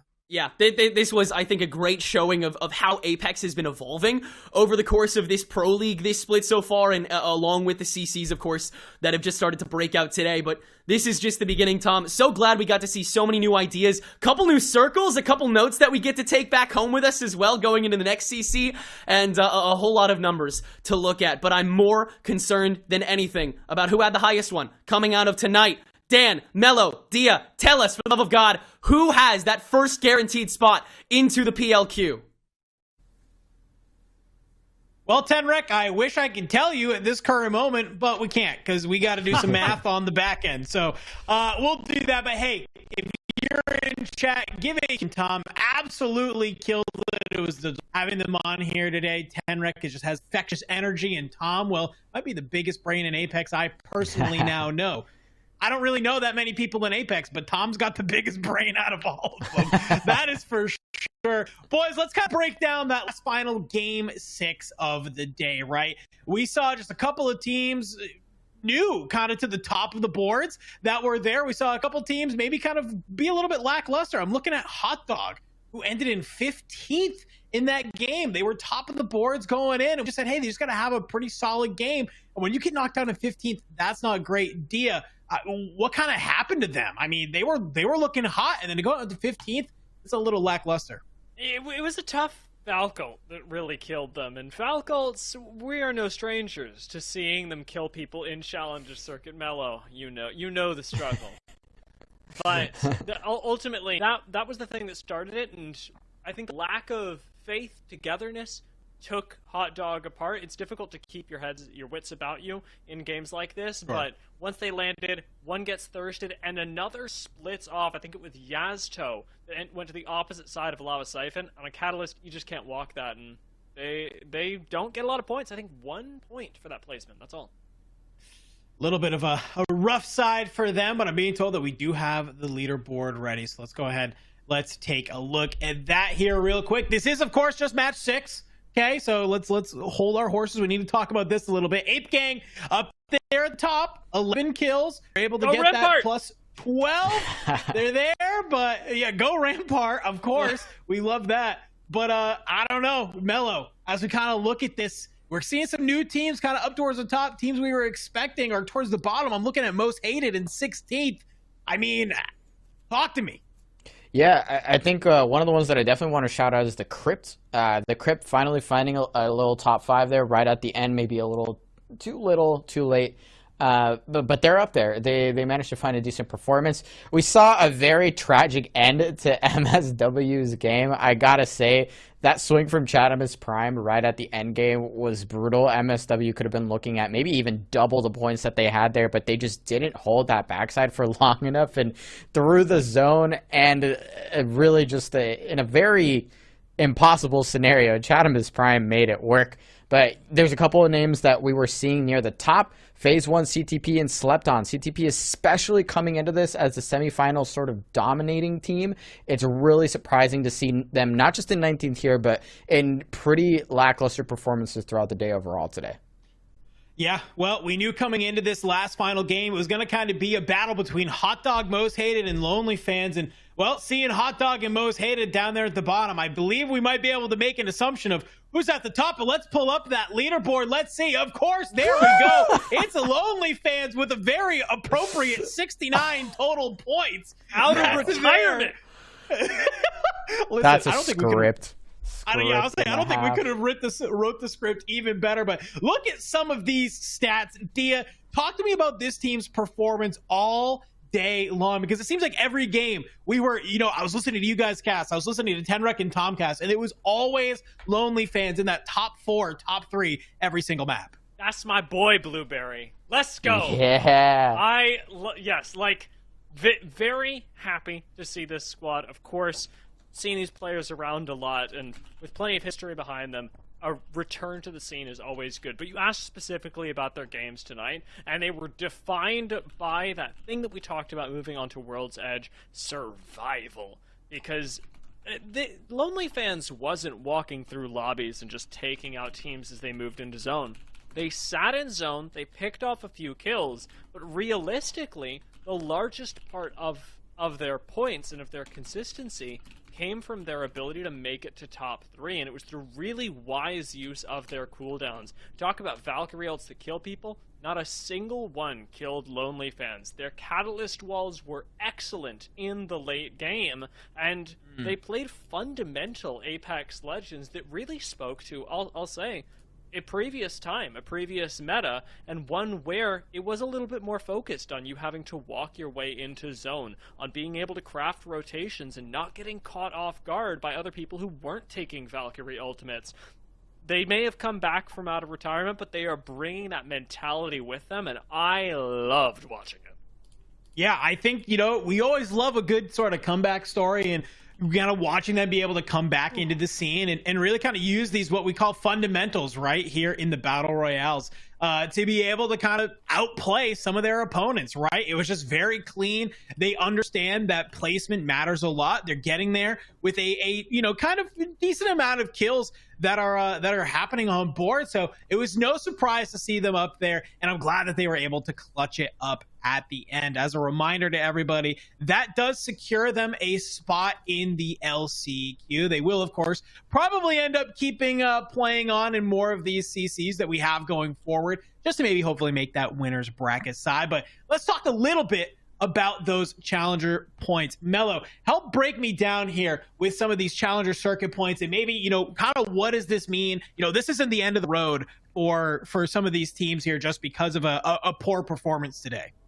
Yeah, it's a long road to that LCQ, and this is really just the start of it. So every team that you saw in this lobby is going to rack up some points.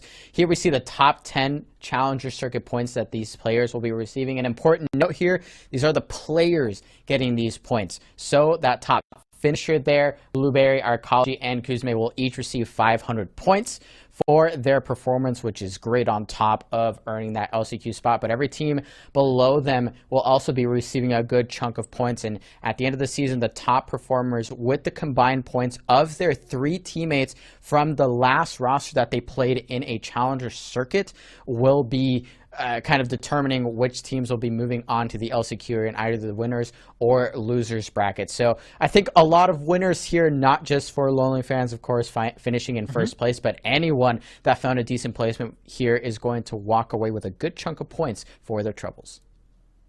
Well, and guess what? If you're one of the players here, or you're kind of wanting to say, hey, how do I get involved in this, in the future? Just to let you know, the Challenger Circuit number 2 is going to be happening on April 22nd with finals live right here on twitch.tv/torchprod, April 24th, same time, same place, 6 p.m. PDT, 9 p.m. EST. And well, I know we have some European folks. You can convert it to whatever that is in your land. I don't know that off the top of my head. But either way, what a fantastic day of Apex that we got to witness here today, boys. 6 games, 3 on Stormpoint, 3 on World's Edge. Electric, every single one. We had some fantastic moments, but let's kind of wrap this up, and I kind of want to get some closing thoughts from each of you. So Dia, I'll go first. Kind of give me your thoughts overall on this first Challenger Circuit that we had. You started the day saying this might be the best one we've ever had yet. Did that still live up to the hype here as we wrap up the day? It did, and I think the really nice thing, and well, to some of the teams not so nice, that we saw going through the day was that there's still a lot of room for improvement as well. Well, these teams have solid game plans going in and do have that ability to pay respect to other teams. When the chips are on the table and when they don't know how to play the zone, there are a lot of reverting to bad habits that we're getting. So I think best Challenger Circuit so far. The Tier 2 Apex scene is continuing to climb in quality, and I do appreciate that at least on our first day, we've got those questions posed about what the next 3 bits of the season will look like, and whether we'll get teams at the end of it that can compete and even qualify into LAN. Yeah, I'm right there with you. I'm so curious about the future of these, kind of future Challenger Circuits, because today was just, I think, set the bar for the entire, kind of rest of the season and what we can expect. Mello, before today, you and I were talking about a lot of the roster changes that happened, some of the meta, right? There's a lot of question marks around some of the things that we would see here today. Kind of give me your thoughts. Did they live up to them? What were some things that were surprising to you from either a team side or just a meta and composition side? I think there were a lot of winners and losers in that roster swap, but of course you're going to see a lot more that it's just a staple of the Challenger circuit, really a staple of Apex in a lot of ways. It can seem like a lot to kind of keep track of, but for anyone who's new here, which I hope not too many, but for anyone who's like brand new to the Challenger circuit, you're going to start to recognize a lot of these names, whether they're on different rosters, whether they're on the same roster. We see some people stick together, and we see some changes here and there. So I think what I'm most excited for is to see which teams are going to evolve. They're going to upgrade. They're going to live up to the increasing level that Dia mentioned, right? That increasing level of Tier 2 Apex here, because some of these teams you will eventually, some of these players, you'll eventually see them in Pro League. I mean, that's just, there's no two ways about it. There's talent that's constantly fighting to make their name in one of the most difficult regions to do it. So I think the most exciting thing for me was seeing a lot of the names returning. But also, of course, looking forward to the future, how this new patch is going to affect how the roster swaps end up happening, and ultimately which teams are going to float to the top at the end. Yeah, I'm right there with you. I'm curious to see kind of more of this roster mania. How does the meta sort of shake out, right? We got a lot of Apex left to go here, and I got a feeling we're going to land on something, but, you know, hey, patches always bring new things for us in the future. We never know. We got to stay on our toes. But hey, it's been amazing being on the desk and getting to hear you guys cast all day long. Yet again, huge shout out to Tenrec and Tom as well, the other duo on today's broadcast. If you want to go check out any of us, you can find us right below this Twitch stream. Cool little thing we're doing. If you want to come check out any of our channels, or obviously all of our handles have been on screen the entire time, so we'd love to have you, come say what's up. Some of us are doing some cool stuff, mainly Dia, doing stuff with ALGS. We're all doing cool things. But hey, either way, we're all doing some cool stuff. Everybody's great. It's been fantastic, phenomenal, and huge shout out to Torch Prod in the back. Without them, this thing would not run nearly as smooth. They do some incredible things to support Tier 2 Apex. Everybody here is volunteering their time, effort, and energy. So definitely give some thanks in the chat on social media to them as well, because without them, we would not be able to run broadcasts like this. But with that being said, that's going to be a wrap for the Challenger Circuit #1 here, presented, of course, by Apex Spark. So we'll see you on the next one, yet again, April 22nd. Finals happen on April 24th, streamed right here. Hope you have a fantastic rest of your night.